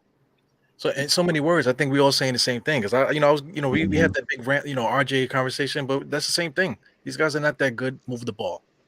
Move the That's ball. it. Just stop Move the holding the ball. You're not LeBron. Randall. RJ, Right. you're not Chris Middleton. Let's move the ball, guys. because like I said before, it's not like the losses; it's how we're losing. Right. Like in the first game of the season when we played Memphis, we lost. We didn't sound anything like we did today. Right. Right. They But didn't. that They didn't shows play us like what's possible. That right. Memphis game Exactly. shows us what's possible. Exactly. So that's why we're so upset when stuff reverts back to, how it used to be, and everybody is playing like they're playing. There was a question up there we didn't answer. What was the you had put question? it up? You had Is put it slow up. progression Oh, good? is slow progression good? No, this is professional sports, bro. Yeah, it depends on how Okay. when is So the starting time? Where are you absolutely not. looking at as a starting point? Also, Mm-mm, I'm not looking at 5 years ago. I'm looking at 3 years ago. Oh my That's gosh. the progression up until this point. not in professional sports. There's no such thing as good slow progression. Why would you want it to be slow? Yeah, I mean, only in the dating world, I guess, right? If you're on Tinder, take it slow, man. Swipe through a few names, maybe slide in the DM and stuff like that. Let's not go straight to That's marriage. just for me though. Like it was, I would never want slow progression. Like these dudes don't need to marinate. It don't have to be overnight either, but I don't know. Slow progression would never be good. Like you could take it, you can be happy with it, but to say if slow progression will be good for your team, no. That I mean, doesn't sometimes it could be so slow, it just you look the same. right. But I That's what I've been mean, saying. That's what I've been saying. Yeah, that's Eru's but I kind of point, get what really. he's saying. And some of this is not going to happen overnight. No, but that doesn't mean the progression slow is a good thing though. That's what my thing is. I understand that it's not supposed to be overnight, but to say slow progression is supposed to be good, no. That doesn't. They don't even think that way. Like the front office is not. No front office is going to say it's good that we're progressing slowly. Right. At least now I wouldn't think so. Like that doesn't really. That's not how teams are supposed to treat players to me. Right. Like you got to come in and do something. Yeah. The- It's still early in the season. Like Mhm. 11 games. You're right. You're Yeah. right. We're That's not true. jumping off the roof. It was 11 games. yeah. Hey, yo, look, salute to Geraldine. She out. She said good night. Like we've been on here. Yeah, it's 12. Yeah, you're right. You're right, bro. You're right. Geraldine, I'm right behind you. Yeah, I'm trying yeah. to hold on. I know. Took my NyQuil and everything. Y'all trying to kill me. No, we out of here. Any last words? Well, I was gonna say just now the gelling. Maybe this team, you know, even though this team's been together for a while, some of these guys, maybe there's a gelling process that still needs to figure itself out. So that's something to think about as well. With Brunson and even Reddish, because he didn't play with so many minutes last Right. year. So Right. I think so. Yeah. Yeah, man. I think so too. Salute to everybody in chat. Everybody have a good night. I know it's been a tough show to watch because we've been negative, just especially from the last game. But yeah, it is what it is. Everybody have their own Tsunami thoughts. did what we could to try to balance it out. I'm sorry. Yeah, I'm sorry. I was a little negative tonight. Like I did not feel good all day about this team, man. I've been waiting to get this stuff out. But You it's were all mad good. last night. Yeah, I was mad last So I night. knew. See, I y'all, knew you were coming with some foolery. yeah, Foolish. I was mad last night, man. But it's all good. Yeah. We play tomorrow. We get Yeah. to talk Listen, this again and next week. a win is not going to even help. Mm-mm. A loss would make it worse, but a Oh, win God. is not going to help. Beating Nah. OKC is not going to help. We need. Let me see. No, Let me we need to I'll beat take a Brooklyn. winning We streak. need to beat Utah Tuesday. No, we Then need I to feel beat Brooklyn. good. When the next time we play Brooklyn, AJ? Well, we kind I of need to don't handle know, man. business now. Huh? The next We two need to- games, we we need- kind of need to handle business. I'm sorry, Al. Yeah, we do. I We got to agree beat with you. Detroit. We got to beat Utah is what 11-3 or something like that. Yeah, They're Utah playing killing it, lights man. out. Yep. guys, we've been losing to Brooklyn for like I don't know 5 seasons. So yeah. far Ben Simmons Ain't been that long. has not lost a game to the New Nah, York Knicks. That's Neither because has he played for the KD. Sixers, though. Right. I mean- So his entire career he never lost to the Knicks. We need to beat Brooklyn. That's when this is gonna go away. Since they came over, it's been bad for us against Brooklyn. Yeah. They always had better teams than us. I think we have a 8-game losing streak now. Like basically the past 2 seasons. No, basically the last 3 seasons, not counting because we only played them once this year. So we've lost to them 8 straight. We They played them said- we played them 4 times a year. They said KD has beaten us 20 times in a row. And then we lost that last game. So I believe it's 21 now. That's Right. the problem. And that's why I'm so pissed because we should have won that game. With the talent that he has around him. Nah. What talent is that? We should have won that game. That's what I'm saying. We should have won that game, yo. Yeah. It's the way that we lost. That's what pisses me off. Like it's the effort. It's just KD and a couple of workers from Barclays Center. Like That's what Ed Sumner is. yes, That's what it felt Sumner just Yo. works for That Barclays, man. He don't play. Y'all know me. I'm the type of person that actually take pride in knowing Yep, who a lot of knowing these kids. players are. You ain't never heard me talk about this dude. Yeah, I mean, his name is like old, like it's like a 70-year-old man. Yeah. Like work on a It's not like farm. he a rookie. What did Freezy call him? Yeah, he's like kid's like accountant or whatever, tax man. And The like cat it's, from Wakanda Forever, yo. yeah, it's Go not ahead. like he's not a rookie. He's been in the league for a minute. Like I had to remember who he was because I do remember him a little bit. But I Do remember when you? he came. Yeah, he played with Xavier. That's how nerdy I am. But Xavier. but that's why. Yeah, I forgot about him though. Like to be honest, like he's been in the league for a few years. I think. For a few years. Okay. Yeah, he's not a rookie. Anywho, Yeah, the it's Knicks not should- like Cam Thomas like did last year. Like Cam Thomas came into the league and killed us. Like this dude is like a real bench journeyman type of player that did this to us. Can't let nobody named Edmund beat us, no man. Yeah, then he had like 19 points in 18 minutes or 19 and 18 minutes, something like that. Like, yeah, it was embarrassing. It was. But as far as, things to say before we get off the show, if you haven't liked the show yet, please do so now. Subscribe if you haven't. We got 1,000 subscribers now, so Word. you probably already Yay. subscribed at this point, but still, Word. Yeah, the share thumbs the up don't match video, though. retweet it if you're on Twitter. Yeah, smash the And like also button. while you're doing that, go ahead and subscribe to Tsunami Speaks. Take a That's little what pit you stop. Take a little pit stop, go over there, celebrate, the way the Jets are playing tomorrow. They got a show coming up for the bye week. And that's all I got. I was Go about to ahead. ask you who y'all play. Y'all got a bye week. Okay. We got a beautiful bye week. Yeah. We Keep played the Giants Bills played going Texans. into the bye. That was a Jerrell, do you very, want very, to very good win. the link to Tsunami and Jerrell's Yes. channel is always in the description. So yeah, I put it in the description. It's always in the Okay. description. So you could just Go ahead, go, yeah, Queen. hit the link. Yeah, for sure. The merch store is up.